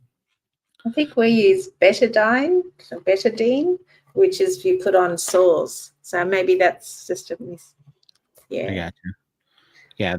The rest of that, I don't know if there's a difference between the topical antiseptic one and the type that you eat, but maybe not. But yeah, that's it is that orange, nasty tasting stuff for sure. Yep. Makes no sense to me that iodine is concentrated, or wait a minute, contradicted for Hashimoto's. Oh, okay. Iodine is beneficial to hyperthyroidism. Rebecca Bravey, RN, CPHC, reversed her symptoms of Hashimoto's with iodine. Okay. Yeah. I think Dr. Elizabeth Bright's a really good resource for that. So maybe look into her. John said Lugol's is not the first aid iodine, so don't go I sucking that now. didn't think it was the same thing. Yeah. Thank you, John. For sure. I didn't think so either, but not the same. Don't use medical grade. That's funny. Question also, no gallbladder doesn't make what amount of fat I eat. Still have to go gadget britches, telling the dogs to move part of the gut issues still occurring. I had gut issue, like disaster pants, for 6 months, the first 6 months of carnivore, because I have no gallbladder either. So I had to stay home. Whenever I went out, I didn't eat or drink anything because I was always scared that I would have an accident. So yeah, took me 6 months to adjust, and now I very, very rarely have issues, just occasionally. But for sure, keep at it. What are your responses to those who promote hardcore vegan diets and still point to saturated fat increasing risk of heart issues? Eat meat. You do you. I mean, I think they're on a health journey as well. And if they think they're doing the right thing and they feel great, good luck to you. But don't tell me what to eat. That's how I see it. And, never know, down the track they'll turn around and say, oh, what is this about carnivore? And I'll come back and ask you questions, because obviously we know what happens. Yeah, and I mean, honestly, I don't know. Most of the vegans are ideological about the sustainability of their lifestyle. They want to, it's because they don't want to hurt animals and all these things. And I just don't, if they're doing it just for diet alone and they're trying to fix health problems, then I'll talk to them about the health benefits of not, of eating beef, right? And then we can go over that. But if it's this whole moral standard thing that these vegans are trying to push, then I just don't even care to talk to them, because they are, it's more of a cult to them. And I'm just going to say what I believe there, because they are what you call extinctionists. They think that it's better that humans die or live sick than to hurt animals or whatever. And they don't believe that there's a hierarchy in value amongst living creatures, like that humans are worth more than ants, So I don't really don't have, I don't speak to mentally ill people, basically, is what I'm saying. I'm not going to sit there and have an argument with people that want to convince me that cholesterol is bad and that my life is equal to that of an ant. Like it's not worth my time, honestly. But if we keep staying healthy and we stand carnivore and we get the results that we are looking for, like we see everybody having, then eventually when those guys are needing an answer because they have terrible health issues, we can be an example and they'll have to listen, and maybe we can snap them out of it. Not worth the fight. Yeah, you do you, I'll do me. Yeah, Keeping for sure. our own business. Simon Hill versus Dr. Kiltz. I have not seen that one. He must be a vegan, huh? I haven't seen it. Oh, the vegan pusher. Yeah, for sure. I bet he looks fantastic. I bet, I don't even know what Simon Hall looks like. I have no clue what he looks like, but I'm guessing if he's a vegan person, I'm betting Dr. Kiltz at 70 looks way better than he does, if I had to guess. I think Dr. Baker did one with a crazy vegan, and she was just screaming the whole time. And there was Dr. Baker, Nice. cool, calm, and collected. And then there was that other guy, that just wanted to kill all animals. His life would be better without any animals. I'm like, well, how does that work? It's like that's really nasty.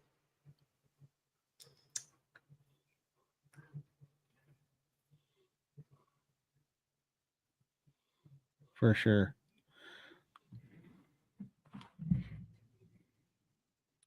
How can people support Carnivore Cure and join? Carnivore Cure and join. Yeah, just subscribe to this channel to Lindy and Michael.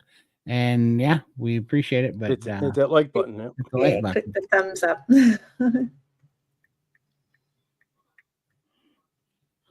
All right. Thanks so much, Tim. Vegan versus carnivore. Look at the skin. A lot of vegans have skin issues versus carnivores glowing skin. Yep. Yeah. No, we're not hating on vegans here. They can do what they like, but I just don't like it when people try and push their force it. If you're happy doing your vegan, then do it. Do it. Not a problem. But don't tell me what. But don't tell. That's exactly. Don't tell somebody else how to live their life. It's their life. Let them live how they want to live. We've all got a choice. That's right. We're all adults. Exactly. We don't have to be nasty about it. I actually went on a cruise with a vegan. The mother was a vegan and the son. And I ate my meat and they ate their vegan food and there was no issue. It's like, we had a really good time. We laughed and we're just like all adults at this table. I've gone the salad route and I didn't lose weight. All it did was make me more hungry. And believe me, I love salads. I grew up on salads. We had a big garden and all that stuff. And it's just I wasn't losing weight. And I always thought that was the answer, but it's all the other stuff that you put into it that ruins it. And doing what I'm doing now is the only thing that's ever worked my entire life. And it's working. And I'm happy. So let me be. That's how I look at it. Yeah. For sure. But Michael, you're killing fuzzy little animals. Listen, I love animals. Don't get me wrong. I love them. It breaks my. If I had to go out there and kill them, it's a different story. I don't know if I'd be able to do it. No. But you'd be able to do it for sure. If you get to a certain point where you're hungry enough, you're going to have to do it. It's life or death. Yeah, you're going to have to do it. But right. Well, but the truth of the matter is that this whole vegan extinctionist nonsense, they want to pretend like they're not killing animals, and they kill more animals. Sure, they do. Because our animals weigh 600 pounds of ruminant meat that we eat, and we kill one life for 400-600 pounds of meat. Right. They kill tons of small lives for their vegetables, and so now we're going to start playing semantics because humans' life is not worth as much as or worth more than whatever spotted ass owl's life or whatever the hell. How many of these do they kill? Right. You know, my For little sure. bird. For sure. Yeah. You know, and so they want to have that argument, but the fact of the matter is now they're playing semantics. So there isn't a hierarchy of the value of life when it fits their, you know, their narrative. Right.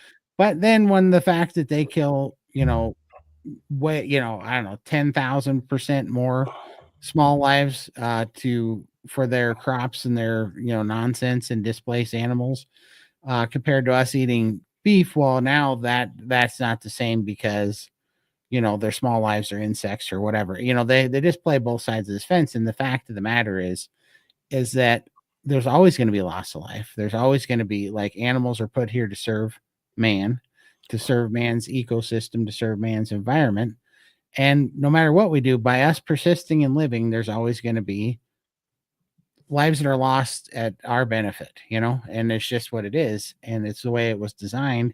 And they can take that up with whatever, you know, their creator, which they don't believe in. But that's all fine and good.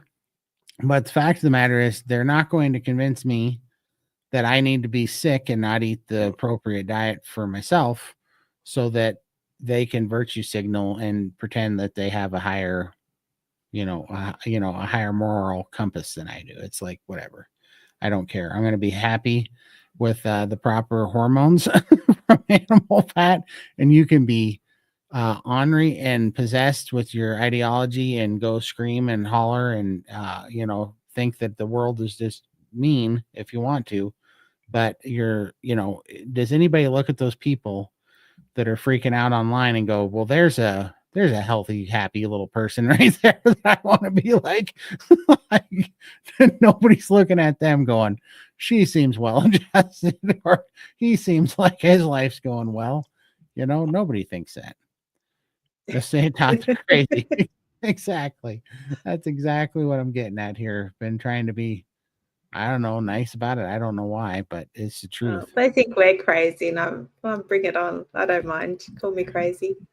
I'm happy with that. Yeah, that might be crazy, but I ain't tired and gaunt like they are. So Right. I just don't understand why they don't research the amino acid balance at a minimum. Yeah, I know. It's stupid. Or the fact that there's, an absorption rate to different protein, different proteins from different sources.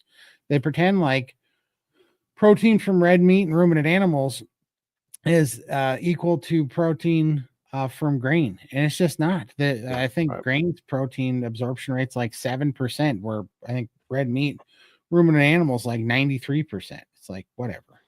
It's incredible. Question, Todd, your senator has a cattle farm. They sell meat. I just don't remember the name of the farm. Yeah, Tim Sheehy. Let's see. I don't remember it either. Tim. What's the name of Tim Sheehy's cattle farm? Little Belt Cattle Company. I think is it. Yeah, it looks like, Little Belt Cattle Company in Montana here. Let's see here.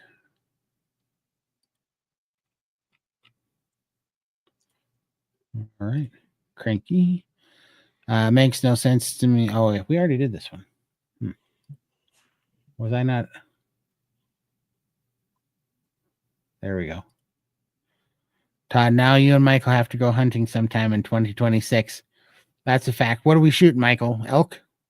It's fine with me. Whatever's going to give me meat. Elk will give meat for sure. Elk is tasty. You can count me out. Not into it. I'll be sitting by the barbecue later.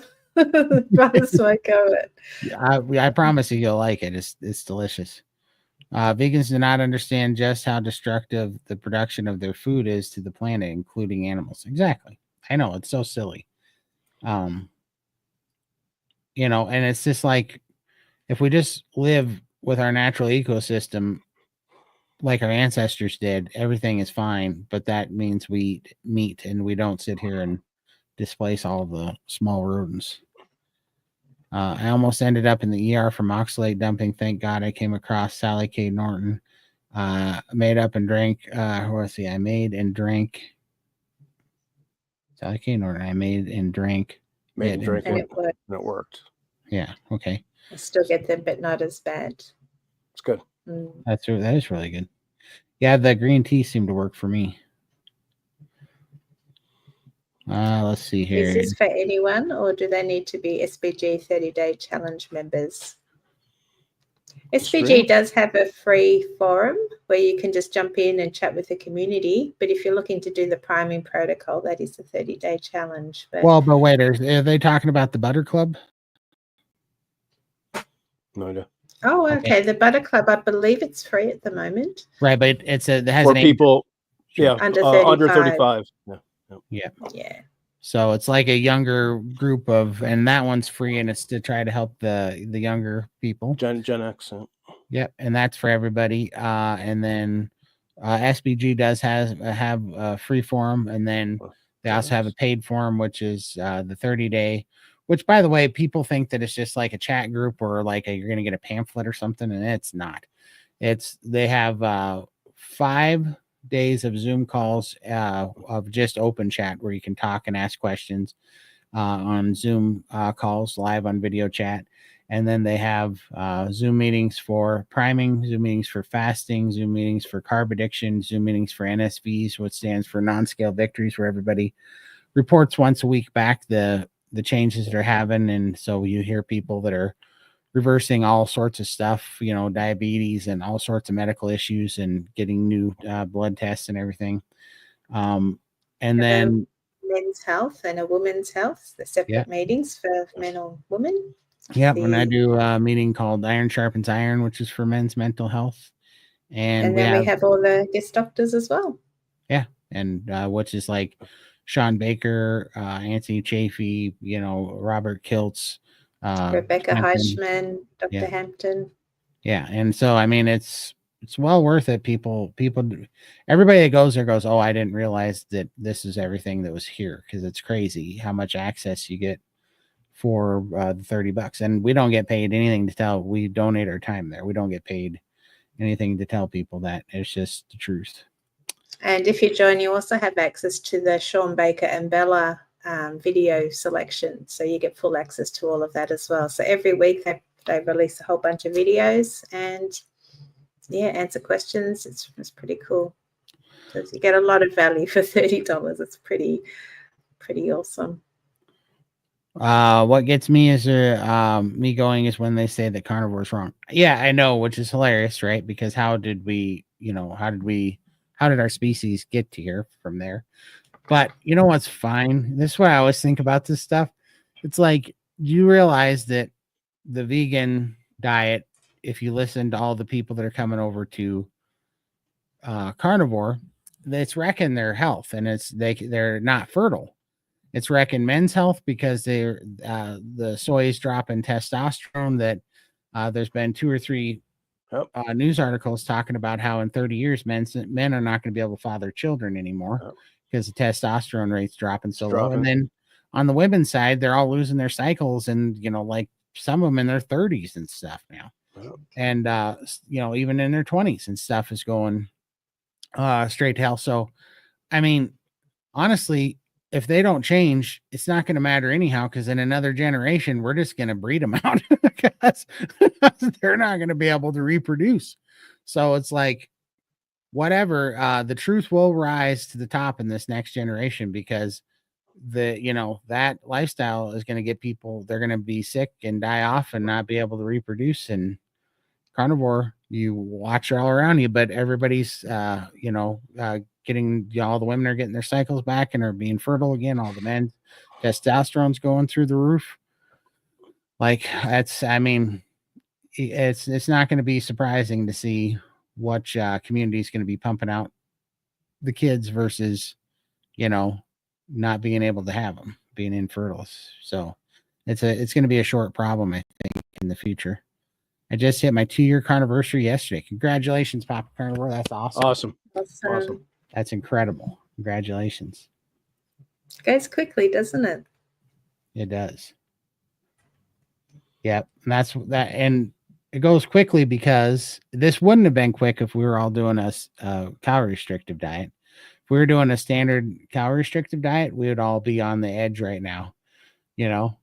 like couldn't have made it this far. We would have been, Yeah. this would have been our 5th time back on the wagon this last, this year, for certain. Tim, subscribing is different than joining. Joining is a financial commitment and gives you a member's status. It gives you members only content, which is the link to join. Oh, where is the link to join? Michael will pop it up. Or I assume you're talking about. He's talking about supporting Carnivore Cure. Well, thank you. That is members. Yeah, it's under members. I don't even remember how to get to it. I think you have to go to a video and there's like a join button next to the video or something. Yeah. And I got to do better at getting more. I'm going to start now that I got my phone. One of the reasons I've stopped doing the lives was because my phone cameras broke, but now I got a new phone. I'm going to start doing members only lives again in there as well. And then we're going to start having some live only there, and also probably some giveaways. I think I'm going to start doing here in the future there as well. So I'm going to start pumping that up, but I appreciate it, Tim. Vegans would also have a higher methane level than carnivores do. Yeah, I believe they do, actually. For sure. I know they poop more. That's a dang fact. Lindy, did you potty train your birds? If so, how? No, they're not potty trained. I just have like tissues everywhere. But this one here, he's really cool. He's little balls. The other one, they have the same diet, but he's just like a splat kind of poop, which is pretty disgusting. But yeah, that's this funny. Little one, he's good. But they he only poops half an hour. The other one, it's every 5 minutes, the disaster one. But no, they're pretty good. You should train them to go after like a bullseye and try to hit it. And then once you got him hitting that thing, you should draw one on Scott's head. It would be so funny. Dive bomb, right? Be dive bombing him, dropping bogeys on Scott. Poor Scott's got enough going with them going after his toes all the time. Yeah, but they are good. If they are on me, they will jump off and poop on the table or something. They never poop on me. Well, only once, and that was when Bella was here. That was embarrassing. Yeah. All right. I wanted to start priming tomorrow, but should I wait until Tuesday when I have the first meeting? Yeah, I would wait. I would wait till Tuesday, and I mean, you can do either or, but it's fine to start on the beginning of the new calendar on Tuesday. That would be probably a good time to start for sure. Just make sure all your ducks in a row. Using this couple of days to get your food ready and stuff, and then hop into the meetings. I think that would be just fine. Yeah, meal prep for sure. So you've got plenty of snacks and food around. For sure. Let's see. It was great seeing you all. I have something new going on. Toenails are going from thick to looking normal at a new growth. It's starting to look normal with new growth. Yeah, absolutely. That happens for a lot of people, that the toenails heal up, from that thickened whatever toenail stuff to just looking normal. Oh, Missy just said kickoff meetings tomorrow. Yes, it is. Yep. Oh, it is tomorrow? That's all. Oh, yeah. Tomorrow's the 3rd. Yeah. Well, there we go. That's awesome.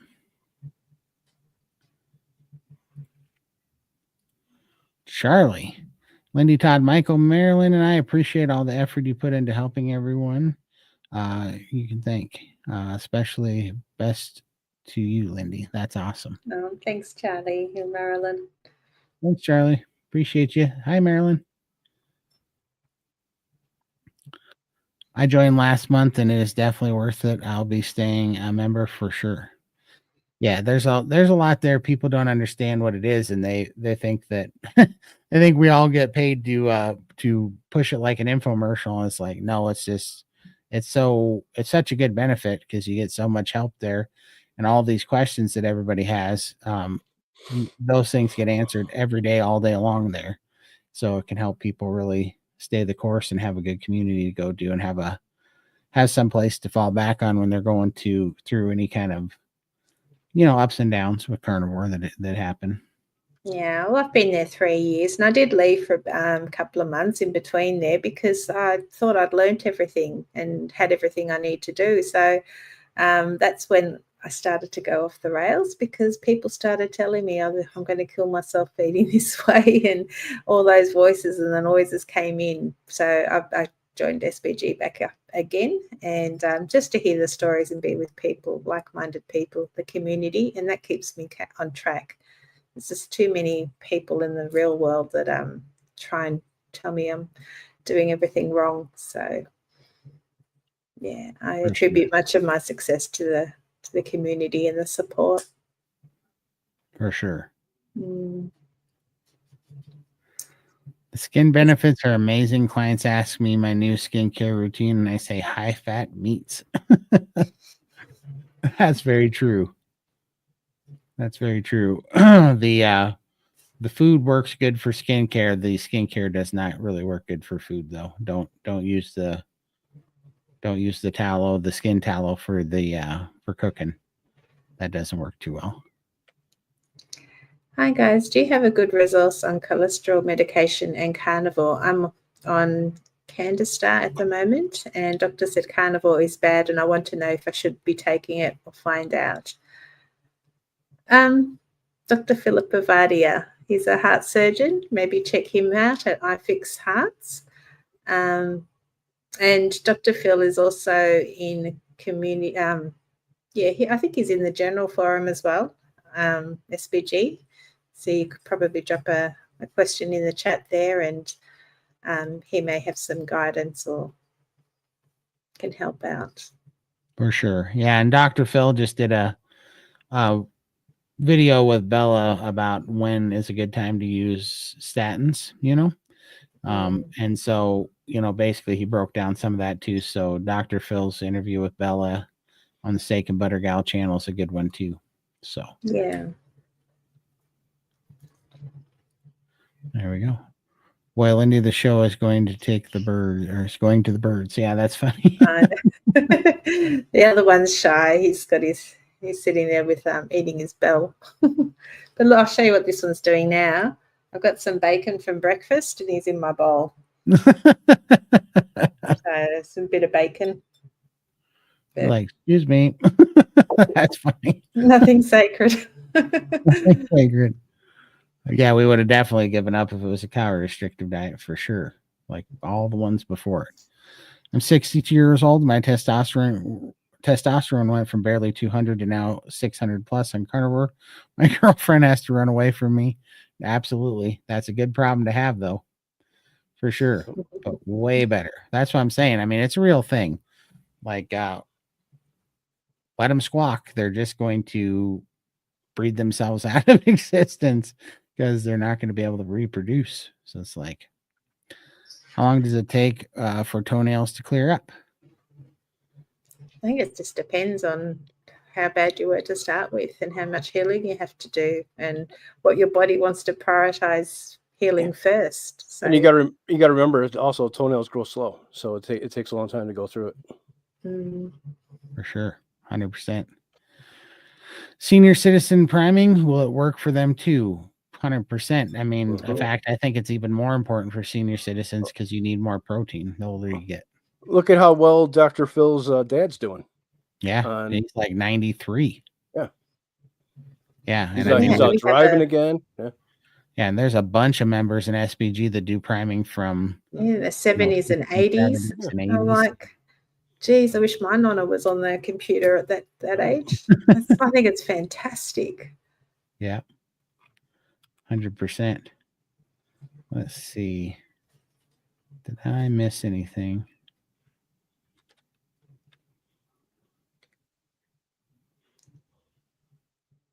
All right. Let's give me 1 second here, but let's no worries. Push this in 1 second, Todd. Hold on 1 second here. Yeah, no worries. I'll answer this question real quick. What do you think is more important, protein or fats? Fat. I think fat is more important for sure.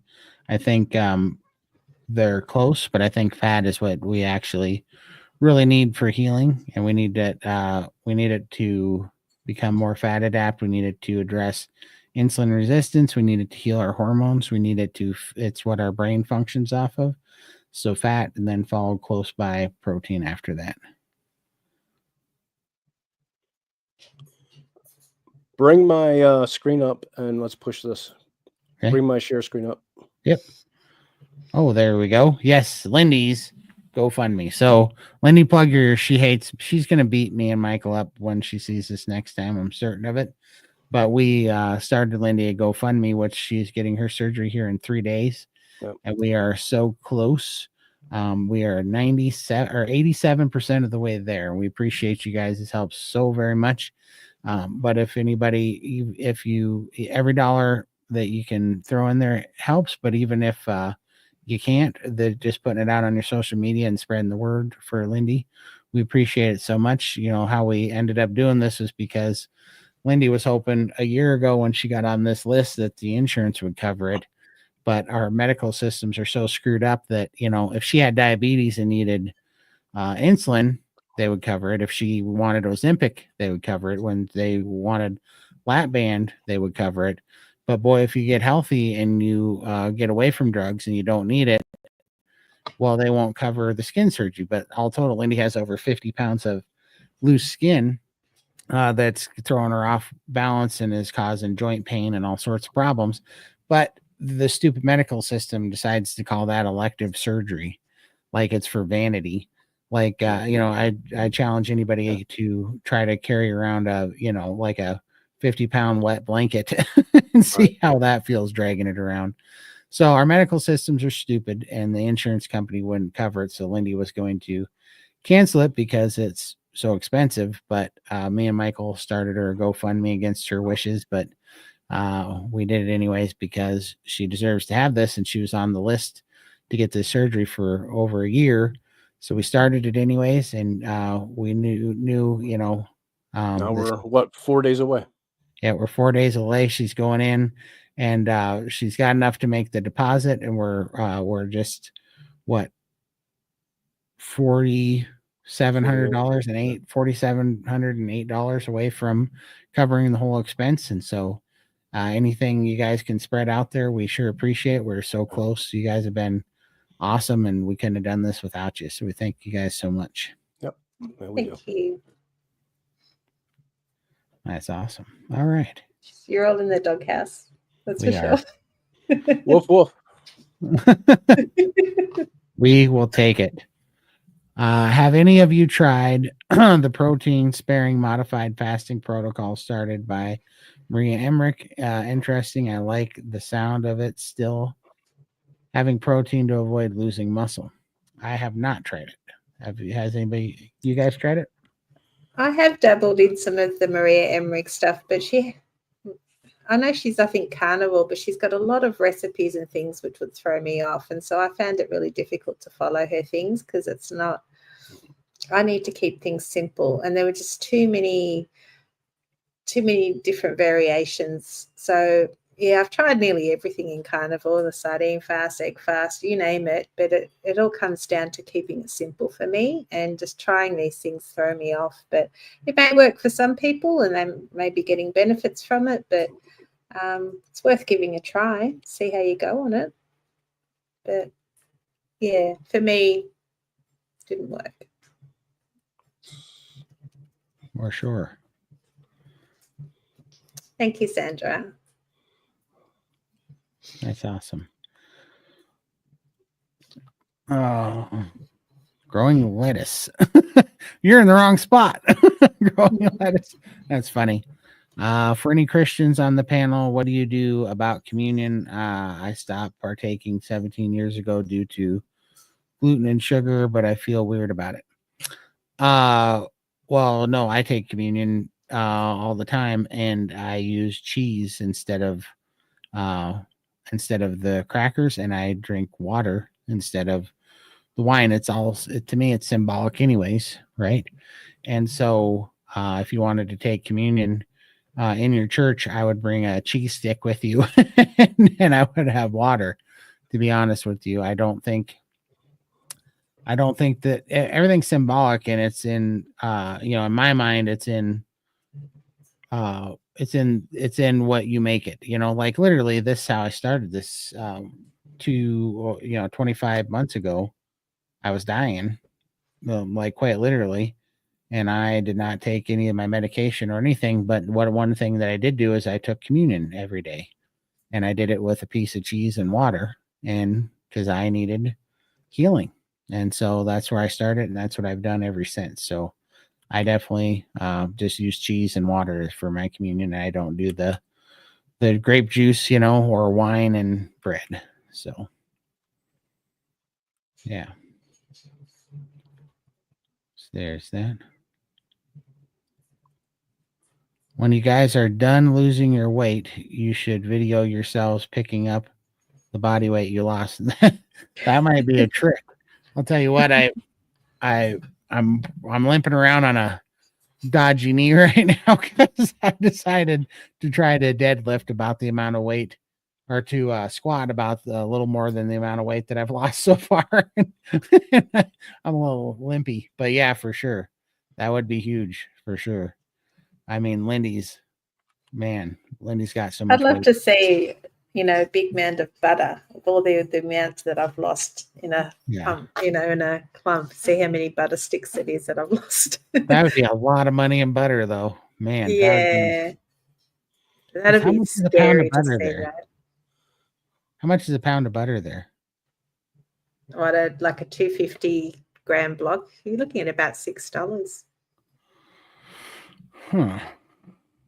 Kerrygold, those ones. Well, those I think are we 2 get pounds. West Gold. I think it's about $6. Yeah. I think. Yeah. So that'd be about $2,000 American in butter. That'd be a pile for sure. But definitely. But no, that is my plan. That's why I started lifting, Ryan. It's because I'm trying to lift the weight that I'm losing, because I'm like, I was carrying it once. I should be able to maintain the muscle and the strength. If I keep trying to lift the weight that I've lost, I think I'll be in good shape. So that's definitely the idea. But I do like that idea to make that video.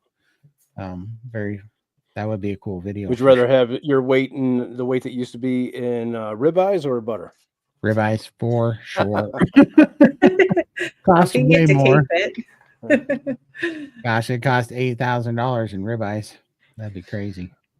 Wow. Let's see. Lindy, if you don't reach your goal in 4 days, will you still be able to get the surgery? Yes, I will still get the surgery. I'll make it happen. I'm too close to let it go now, so we'll make it work. Thank you. For sure. Yeah. If Todd's got to turn his OnlyFans channel back on, he will. I'm gonna do it. How I do it is I pump it out in mass, and you have to pay me to make it stop. Let's see.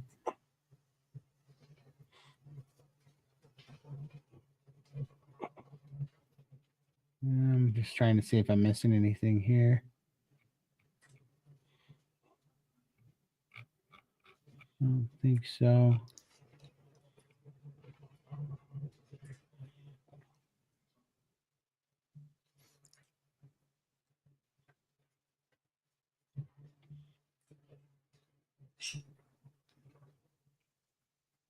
No more questions. Are we out of questions already? I think so.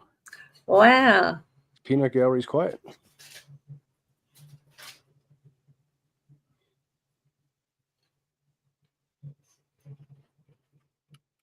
All right, I think we got it all. I was just going, whoa.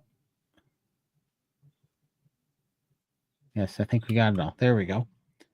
Let's see. I was going to talk about something. So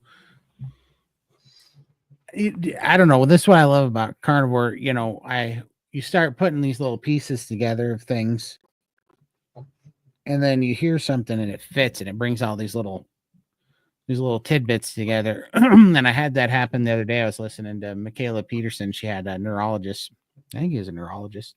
It was just, I didn't watch the whole video. It was a clip, and it was pretty interesting clip, but he was talking about new neurons in the brain and these habit forming pathways.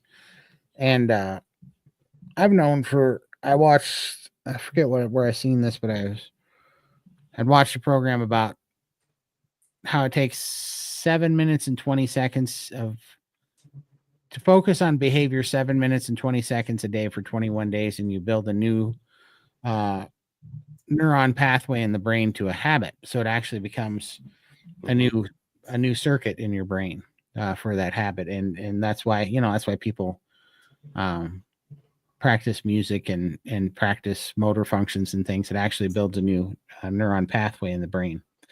And I knew that. And they also said, if you want to kill that pathway, you have to not feed that behavior or pattern, and that pathway will eventually go away over time, which was really interesting. And so those were always there. And I was always trying to use that to do things repetitively to try to make new habits, because it seems really hard to change, right? Especially in the old diet world, it was really hard to change. And so there's that sitting out there. And then also, we all know people, knowing the right thing is so much easier than doing the right thing. Like, it's, especially health wise, it can be really difficult to create new habits and change, even when you know for certain that a certain behavior is hurting you, and that there are certain truths out there that help you. Me and my brother talk about this a lot, because people in my family and stuff were like, man, they're telling us the right thing, but they won't practice themselves, and it's hurting them, And so we would see that happen quite frequently. And so that was always sitting out there. And then when anybody's kind of heard me talk about, when people ask me how to become carnivore or how to break through on carnivore, I always said I had to make my environment carnivore friendly and make it the least path of resistance to carnivore food, that it had to be easier to get to carnivore food than it was to get to, say, DoorDash and order a pizza. And then also I talked about, and this isn't even just on a religious principle, but something that I learned about repentance, about it not being just repenting from your sins. It actually meant in the Hebrew that it was a change in direction. And I found this to be a really incredibly helpful tool for changing habits, because it meant that, so let's take this in a diet context. Before, when I was eating bad foods on the standard American diet, I was always thinking about what I wasn't going to eat, and I find that on carnivore, it's always been so helpful, because I think about what I am going to eat, and that's actually like in the Hebrew, that's actually one of the main definitions of repentance, is it's putting more emphasis on the direction that you're pointing at now, and the things that you're putting your time into, over what you were not going to put time into and not meditate on. So anyhow, I'm putting that all out there, because what was interesting is this guy said something that was really cool. He said, why is it that habits are so hard to break? And why is it that it's so hard to form new habits? And why is it that you can know what to do, but it's really hard to do it sometimes? And what he said is they've studied is that when these new neurological pathways in your brain get formed, if you use those a lot, then those neurological pathways get more myelination than other neurological pathways, and it becomes in your brain the path of least resistance. And I was like, aha. And he said, when they become the path of least resistance, that means that our bodies are very smart, and they want to take the path of least resistance. They are going to go after the thing that takes the least amount of energy and the least amount of focus. And these things become kind of subconscious actions that we have in us that we're trying to overcome, these paths of least resistance. Anyhow, all those principles I was talking about that I've learned over the last period of time that have been so helpful to me, it brought them all together, because it made sense. Just like I said, that I found that it was really important to kind of repent from the old way of eating and focus on carnivore. That I thought that it helped me, because I could focus on eating the meat and not focus on not eating the pizza type thing. Well, literally, that's what helps kill those old pathways, is if you don't give it any attention, and you don't think about those things that you're trying not to eat, that neurological pathway will actually go away, and you're myelinating the new neurological habit, and so that it becomes the path of least resistance. So anyhow, I thought that was really funny because it kind of pulled all those things that I've been feeling and that I've been kind of focusing on individually. It kind of pulled them all together with that talk, because that made so much sense, that the overmyelinated nerves are the path of least resistance in our brain, and that's why they're so hard to break those habits. But it's also a really good example of how we can make new really strong habits by making those the most myelinated habits, which is why consistency over time is really powerful, which is why it's good not to be starving, because we can be consistent when we're not starving. We can be consistent when we have good nourishment, So I thought that was really interesting. And in addition to it, we're always preaching to eat more fat. Well, that's where the myelination that goes on the nerves comes from too. So if you're going to have the building blocks to build that pathway, you're going to need the fat, So anyways, I thought that was pretty interesting talk that they had. Is there a brand of sausage that you find delicious and carnivore approved? I just kind of make my own sausage, to be honest with you. Best way. You got sausage. You got to be very careful with. Not a lot of them are clean, and a lot of them are loaded with salt. Yeah, and I just mix bacon and pork in with my ground beef, and then I'll add the seasonings that I want that I can tolerate, and then sometimes I'll throw some pickled jalapenos in there because I like that, and then I smoke them up.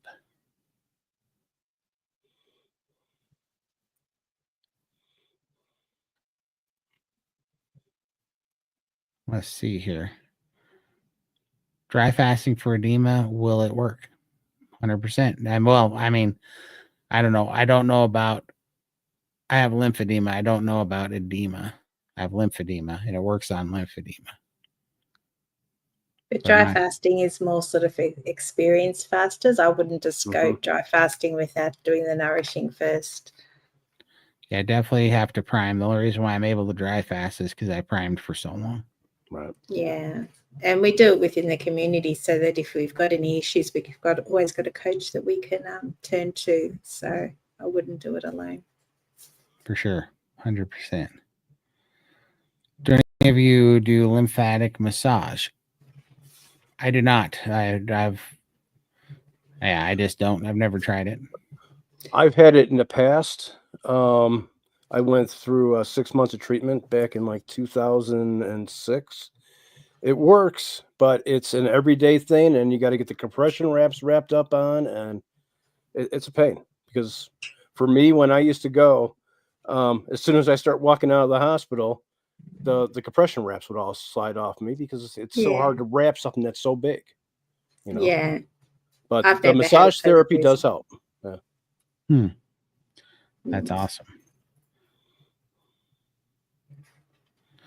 Linda Price. By the way, Todd, the interview on Dave's channel was amazing. Oh, thank you, Linda. I appreciate it. Yeah, I just Dave's a really good interviewer, and he's really fun to talk to. So that was fun. Sarah, Todd, you mentioned how changes on the diet helped you with urges to gamble and may help with addictive behaviors. Is this still true? Oh, yeah, about 1,000,000%. Yeah. That's what I'm saying. I think, I was a very compulsive person my whole life. Everything had to be, 150% on or zero, like there was no. This is why I'm definitely not an abstain or a moderator. I'm definitely an abstainer because everything was full on. But what I noticed was, I was staying away from gambling, had been for, I don't know, like 5+ years or so. Yeah, like 5+ years. Hadn't really played poker in like close to 9 years when I found carnivore, but the monkey was still there, still on my back. And I noticed on carnivore that monkey went away, but then even more so, the worst addiction, even over gambling. And I had plenty of addictions, and even over gambling, the soda addiction was the worst addiction I had. And that one, that took me 5.5 weeks to break with carnivore. And then I had another addiction that I was never planning on getting rid of because I really quite enjoyed it and I didn't think it was causing me any harm, which was nicotine. I chewed 2 cans of Copenhagen Long Cut almost every day for like 26 years. And I wasn't even planning on quitting that. And in October 26th of 2023, my body just didn't want the nicotine anymore, and I quit chewing Copenhagen, not even planning on doing it. I just didn't want it anymore. And I quit the Copenhagen on October 26th of 2023 and haven't had a craving for it since. Oh.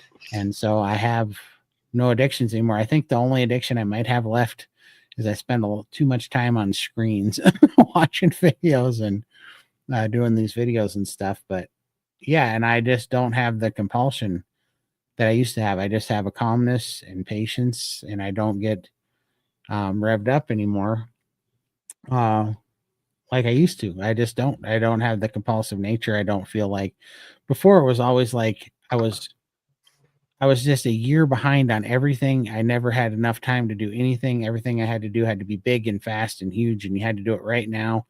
And I never had any patience for anything at all.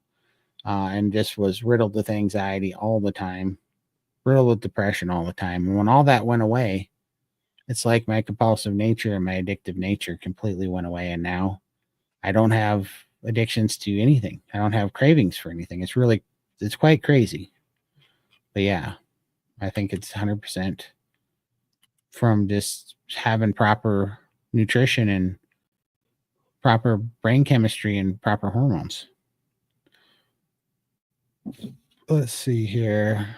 Did we already answer this one? Yes. Okay, I think we already answered that one.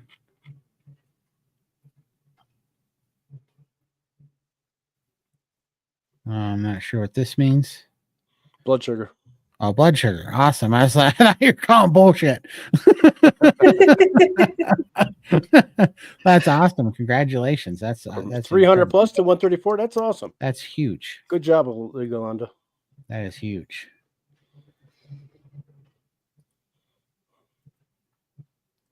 Hey, Lindy, I hope the surgery goes well and the recovery is a brief. Thanks, Danny. Yeah, I'm sure it will be tough. You are. Yeah. Too That's much awesome. to look forward to. Mm. All right. Did we catch up again? Yep. Yeah, we are.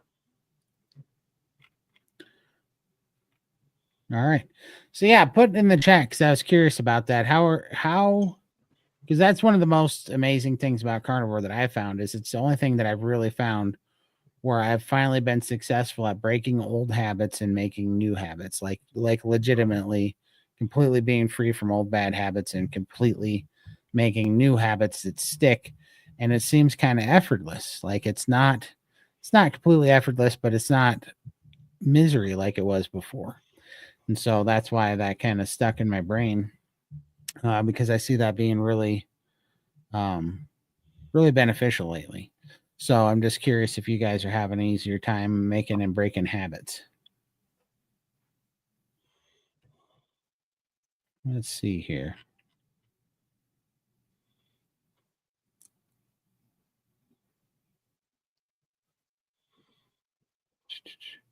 I found carnivores help me stay away from unproductive tasks. Absolutely. Yep. Be more efficient too, I suppose. I'm having that same issue. Carnivore helped me to stop starving myself. I was sick. It was a sick session. Yeah, absolutely. That's awesome. Annabella has a channel. She's another Aussie, I believe. So go and subscribe to her. She's got some cool recipes on her channel. That's awesome. Nice to have you here, Annabelle.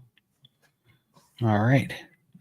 And let's see, I guess to give some updates, next Sunday, Lindy will not be here because she will be recovering from her surgery. But I think the rest of the Steak and Butter Gang will be here on our show because we're comboing a live stream because Bella is on a carnival cruise. Yeah. And so we won't be able to do the SBG live stream on Friday. Because they won't have Wi-Fi. but we'll be able to do it on Sunday. So we just decided to just do a combo and have a SBG 700 plus combo on Friday. So we're going to do that. On Sunday. It'll be on Sunday. Yeah. Sunday. Yeah. So come out and check it out. And if you have any questions, that'd be awesome. Yeah. Prayers for Lindy. That's awesome for a quick recovery. Thanks, Annabella. Thank you.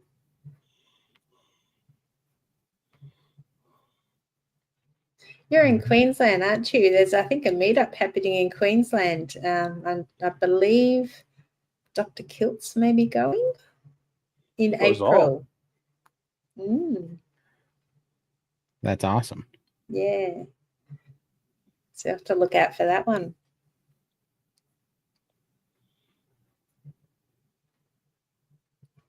Let's see here. Extreme euphoria when walking for some reason. Only ever felt on carnivore and never gets old, or feeling like I get dizzy to it. That's awesome. Natural high, and it's a blessing. Yeah, that sounds great.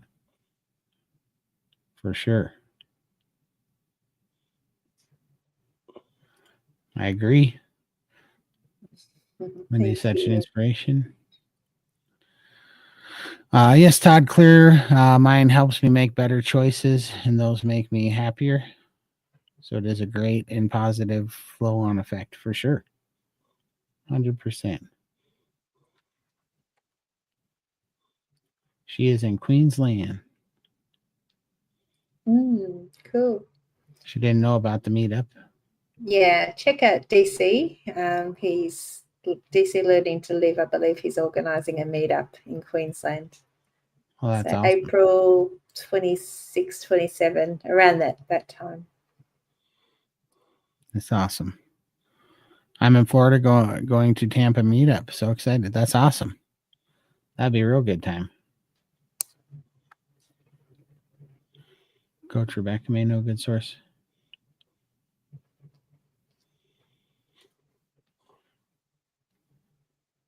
Thank you, Susan.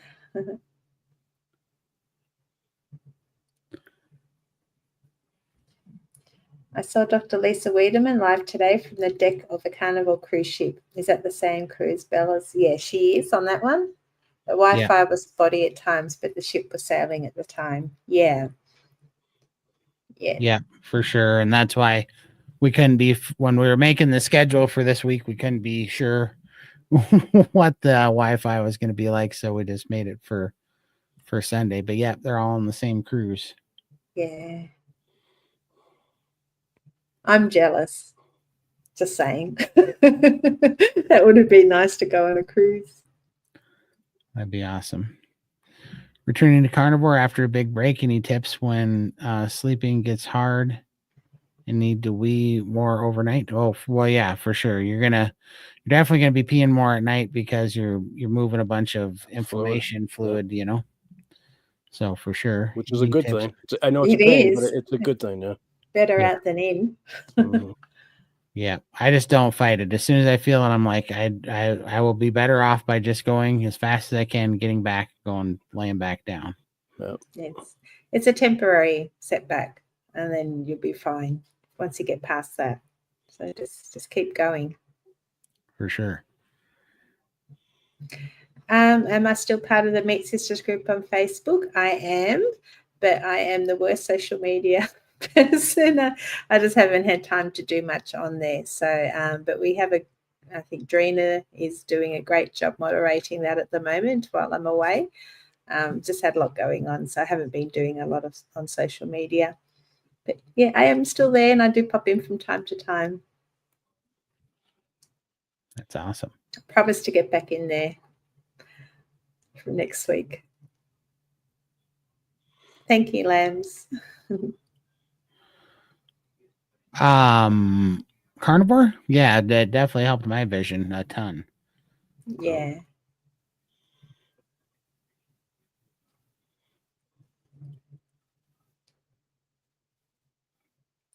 It will just be a wee longer.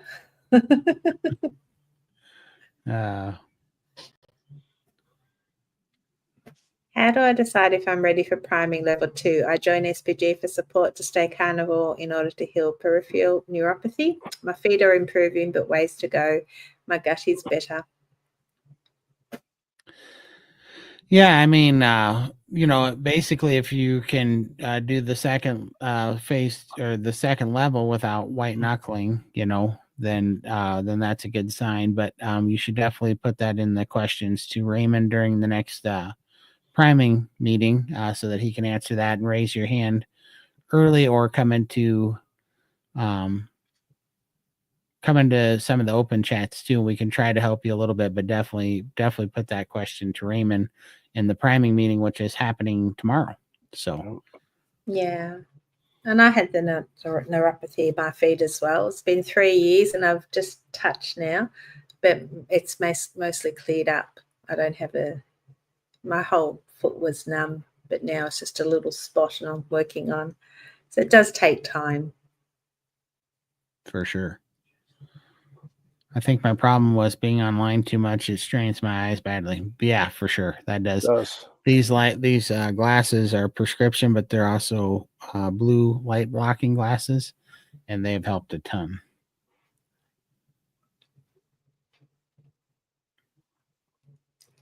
Let's see.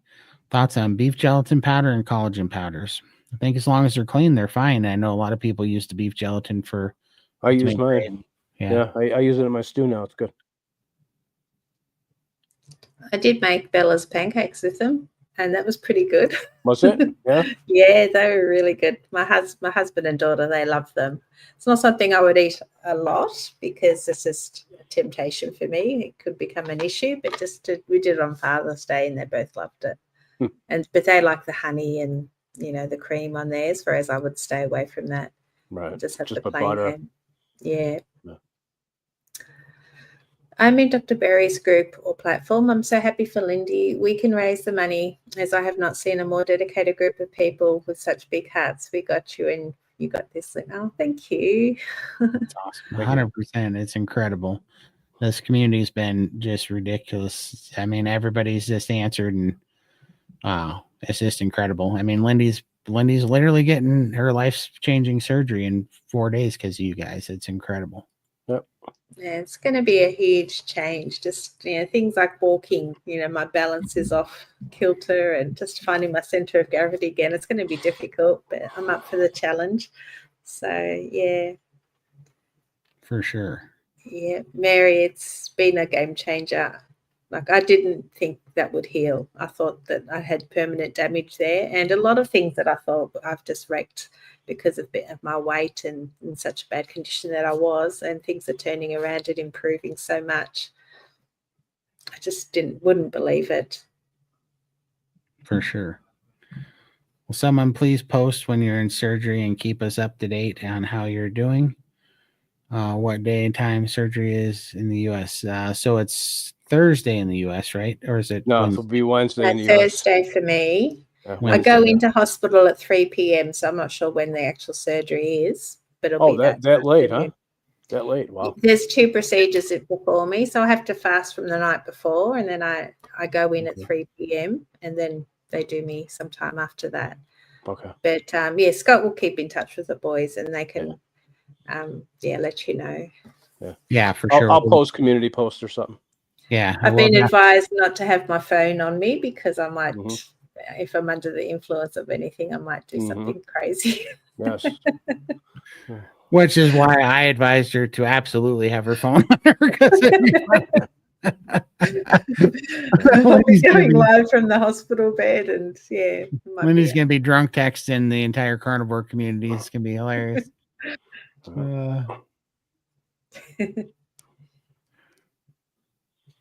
When holiday, do you maintain carnivore, or do you enjoy and reset after carnivore?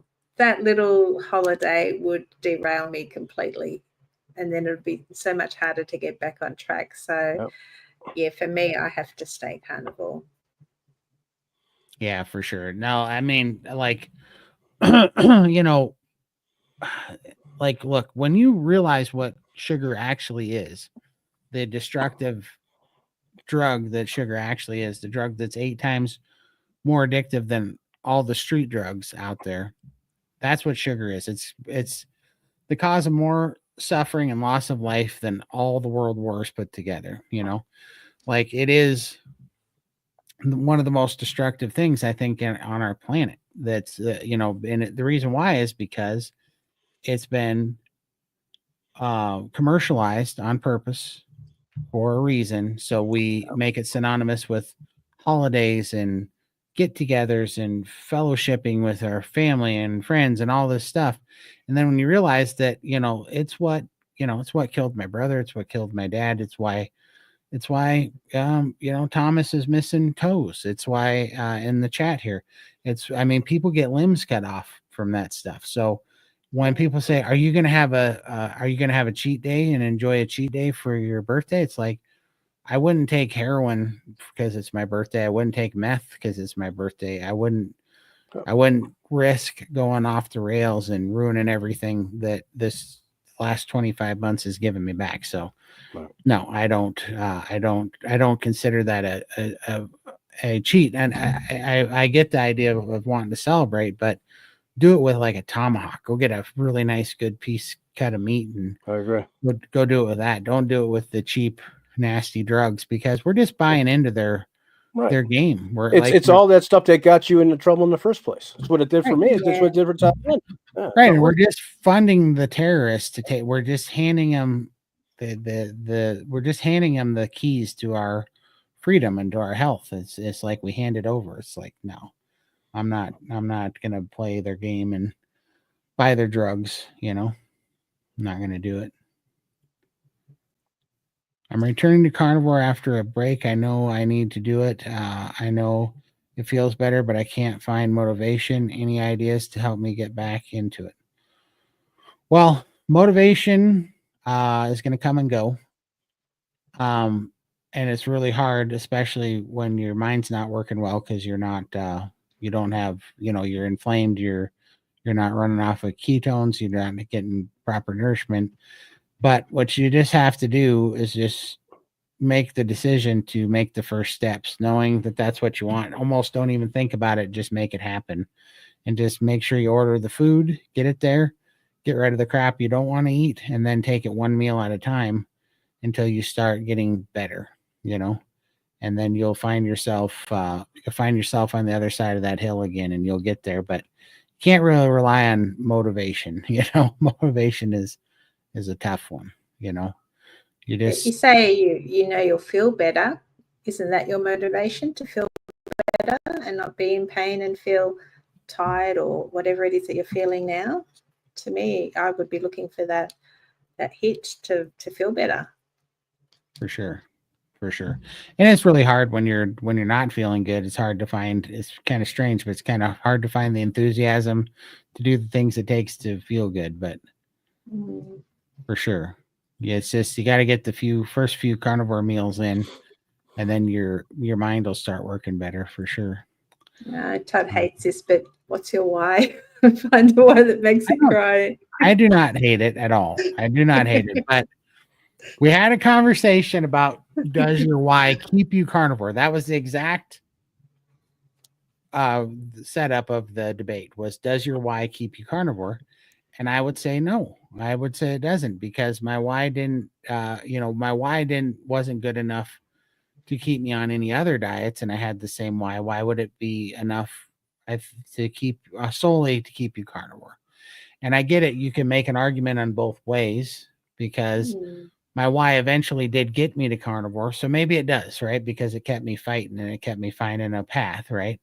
So, but I took it to mean in the short term, does your why keep you carnivore? Like, is your why enough today to keep you carnivore? And the reality of it is, if carnivore wasn't working and if carnivore didn't heal your body and balance your hormones, then it wouldn't be enough on its own, right? Your why is not enough to do anything forever on its own unless the thing starts giving back to you, I think. And that's why I don't think your why is enough to keep you on a calorie restrictive diet, because you, at a certain point, you are going to break. But your why is enough probably to keep you carnivore, because carnivore pays you back and it starts to really, it starts to give you freedom, the food freedom Lindy talks about, so that you can keep going. But so I'm not against a why at any means. I had plenty of whys. I mean, believe me, I think about it all the time. That's why I had to get really mad. That's why what I just said about the drug companies and the food companies, like they're kind of my why, because I always say it, I don't negotiate with terrorists. I'm pissed at them, right? So I'm not going to give them my money, and I know where it came from, and then I keep my why in mind, which was my dad dying and my brother dying, and I'm pissed at them for doing that. So that is my why, and I have a strong why, but I always had the why. I'm just saying why plus carnivore is a good mix. Why plus calorie restrictive diet, probably not enough on its own. Yeah. So that's all I was saying, but a why is a good point for sure. Todd should do stand up. I love his humor. Thank you so much. He should. We actually want to move him to Rumble so he can not be restrained by YouTube. I wish he was on TV so I can just turn it off. Exactly. I would hack your phone and pipe it in 24/7, Michael. Your penance is you have to listen to me pontificate. I make beef broth from beef neck bones and keep bones in for second and third boiling. That's awesome. And pressure cooker, and have great beef broth for 2 to 3 days. That sounds delicious. Yeah, it does. Best way to do it. Yep. Sounds really good. Hello. I take vitamin B1 for edema in my calves and numbness in my legs. Have you heard of anyone taking this supplement in the community? Yes. Not me. Oh, you have? Yeah, I started this. I'm hearing it. I started this. Dr. Berg talks about that. So at the very beginning of this, 25 months ago, I have a shelf of Dr. Berg's vitamins like nobody else would believe. But I was hammering the vitamin B1 and B12 and vitamin B nutritional yeast, which he says to take as a precursor to B1 to help absorb. And I did all that. And yeah, my neuropathy in my calves went away. I started getting feeling back. And so very well might have helped me, but I was taking vitamin B1, nutritional yeast, and a whole bunch of other Dr. Berg vitamins at that time, for sure. It's hard to tell if it's carnivore or if it was the B1 and supplements. Mm-hmm. It's like, yeah. I just know that as I started going, I started saving the money because I was spending it adds up. $800 a month or something on vitamins from Dr. Berg. No. And I was like, I'm going to put that into ribeyes. And so after 6 months, that's what I started putting it in for sure. Yeah. It's hard to say, isn't it? I didn't have any vitamin B1s or anything like that, and my neuropathy's clearing up. Maybe it helps a little bit. Maybe it works quicker. I don't know. But 10 years of alcohol, 10 months off energy drinks, need to treat bad, sad for food some way. Yeah. For sure. Yeah, treat it the same way, because that's what it is. It's just that we have a hard time absorbing that in our head because it's tied in with all of our holidays, and it's on cereal boxes with, cute little cartoons and all this stuff. And it's in our commercials, but it's just all indoctrination. It's a drug, it is super harmful. And you always hear, just have one little cookie. It's not going to hurt. You need to live a little.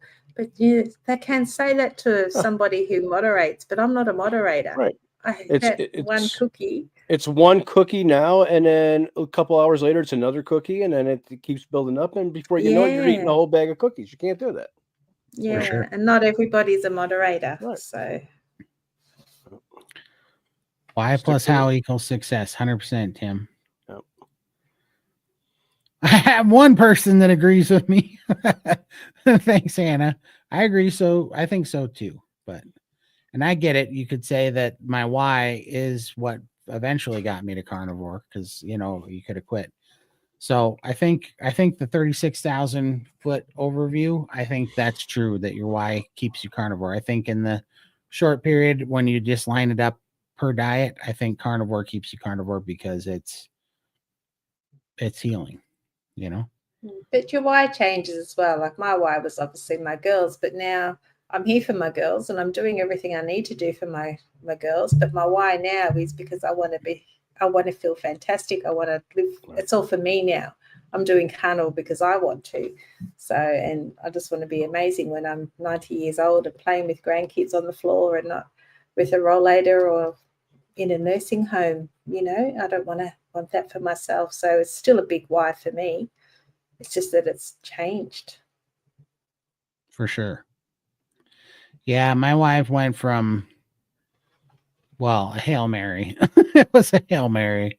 It's like, I'm dying. What do I got to lose at this point? So that was why. But then it became personal. It's like, okay, we're being attacked. We are under attack. I really do believe that. I believe that we're under attack. Like, it's even beyond money and greed. It's power, and they want us subservient. You know, we are under attack, and well, I mean, what a better reason to fight? You know, when you realize that somebody's attacking you, you got to fight back. My husband thinks I should be taking a multivitamin, but I've told him lots of carnivores are fine without one. Do you think a vitamin supplement are needed with carnivore? So here's what I think about all supplements. I think that they can be handy as a bridge because we had started in such a great deficit. So I think that they can help you maybe be a little bit more sufficient, but I think the amount of them that I took was probably unnecessary. And here's why: until you get your gut microbiome figured out, you're not going to absorb it anyways, you know? Like, so I think I think you got to be real particular with them, but I think realistically for me, what I've got it narrowed down to is I still like amino acids on occasion, but I think they were important at first because I think amino acids are basically pre-digested meat that your stomach can absorb, so it can be a bridge that can help you get a better gut microbiome and heal up a little quicker. Iodine is a huge one because, I mean, I eat beef. There's not a lot of iodine in beef. The only thing that's got iodine in it is the chicken's eggs that I eat. Right. So I think I was hugely deficient in iodine, and so I think I take an iodine supplement, and because of the long winters here in Montana, I take some vitamin D3 and K2. And that is all that I supplement with because those are things that aren't really in the meat that I eat. But everything else, I think you can use it as a bridge for a little while. But I think as soon as your gut microbiome gets kind of cultured right, and you start feeling good and digesting food good and you have good energy, I don't think it's necessary for most everything else. That's just and also you can get a blood test and see if there's one thing in particular that you're deficient in, and then you can start kind of hammering away on that too. But in general, I don't think it's necessary. I'm deficient in vitamin D and folate, so I supplement with those two because my blood tests tell me to. So, yeah. That's awesome. All right. I'm so grateful that this community talks about abstainers versus moderators. Hopefully that helps me stay on track once I reach my goal. Well, see, this is another good point to what I was saying earlier about the neurological pathways of habits, right? If you're a moderator, you're never going to let that pathway die to that habit. Like, it's never going to go away because you're constantly stimulating that pathway. But if you're an abstainer, that can go away eventually, and it'll stop that circuitry won't be there to drive you crazy anymore. And so I think that's why I think abstainers are going to probably be more successful, or at least more free from struggle in the long run than moderators are. Absolutely agree with that. Those of us that do carnivore to cure our broken body pay a huge price if we cheat. If you only do it to lose weight, it might be easier to cheat. The price is way too high. Yeah.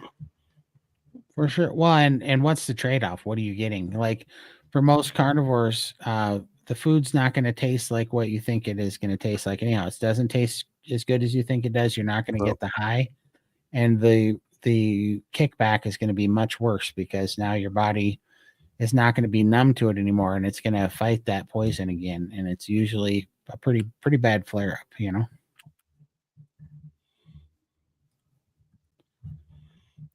If you do carnivore to save your life, the price is too high to cheat. Yeah.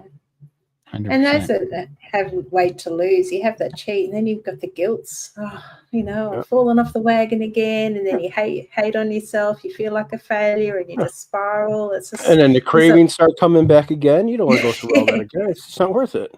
Yeah. Once you get that freedom, hang on to it because it's the best thing ever.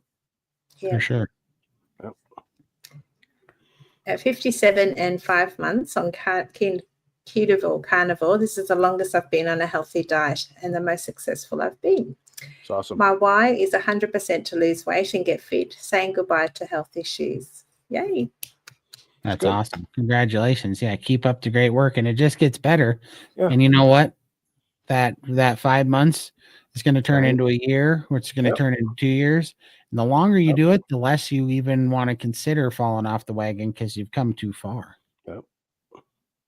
And you're starting to feel so good. Yeah. For sure. Is lamb okay on carnivore? I like lamb instead of beef, but I do once a week. I love lamb. Lamb is awesome. Yep. Lamb's fantastic. I mean, there's a lot of carnivores that only eat lamb, you know, for sure.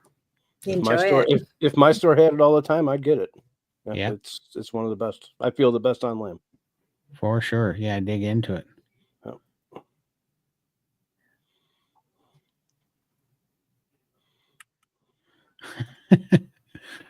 Cranky says, I took more supplements than Carrie Mann took medications. I threw most of them away for containing seed oils, sugars, and glyphates and ingredients. Yeah, 100%. It's like I still think that there's on rare occasions probably a benefit to some of them, but they have to be like you should really know why you need it. You know, like you should be certain that that's something you're deficient in. Otherwise, you're probably just paying for expensive pee and just peeing them out. That's exactly right. Yeah. I take a few, but I know when I need them. I could tell by how my body's feeling if I need it or something. If I start getting cramps, and if I've been urinating a lot, I know I need to get some magnesium and potassium back in my body, especially on these new meds that I'm on. Didn't Michaela Peterson only eat lamb for a while? Yeah, for a long time. And let's see, Alyssa in SBG, she only eats lamb. And she feels the best on lamb, so for sure. All right.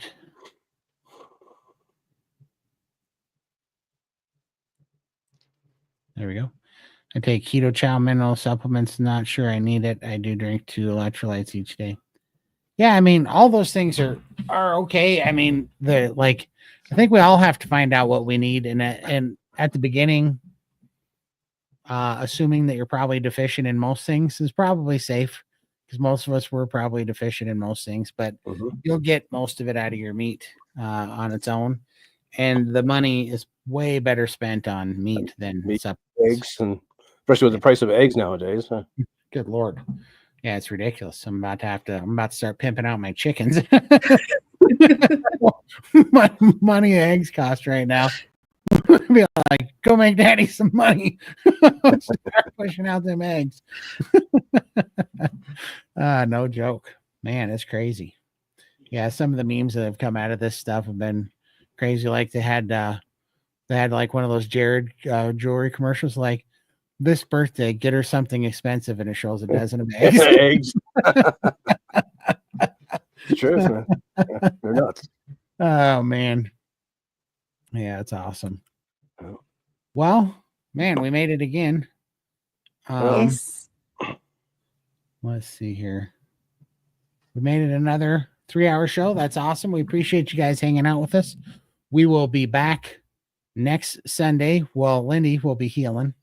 And so we'll give you an update on how Lindy pulled her surgery on Sunday. And the SBG gang will be here. And we appreciate you guys so much. We appreciate your help with the GoFundMe. We appreciate everything you guys have done so far as well. And but we'll be back next Sunday. And then after that, I think our Friday live will be going as normally planned from the future there on. Until the next cruise, that is, or the next meetup. But anyhow, Yeah. on Fridays. But I'll see you guys there. And then let's see. Do we have anything else to announce? I can't remember if we're missing anything. I think that's all at the moment. I think Yeah. that's all. Otherwise, we'll Yeah. see you guys in SBG. We appreciate you guys coming out, and we'll see you next time. Okay. See you. Thank you, everyone. Have a good week, guys. Have a good week. Bye.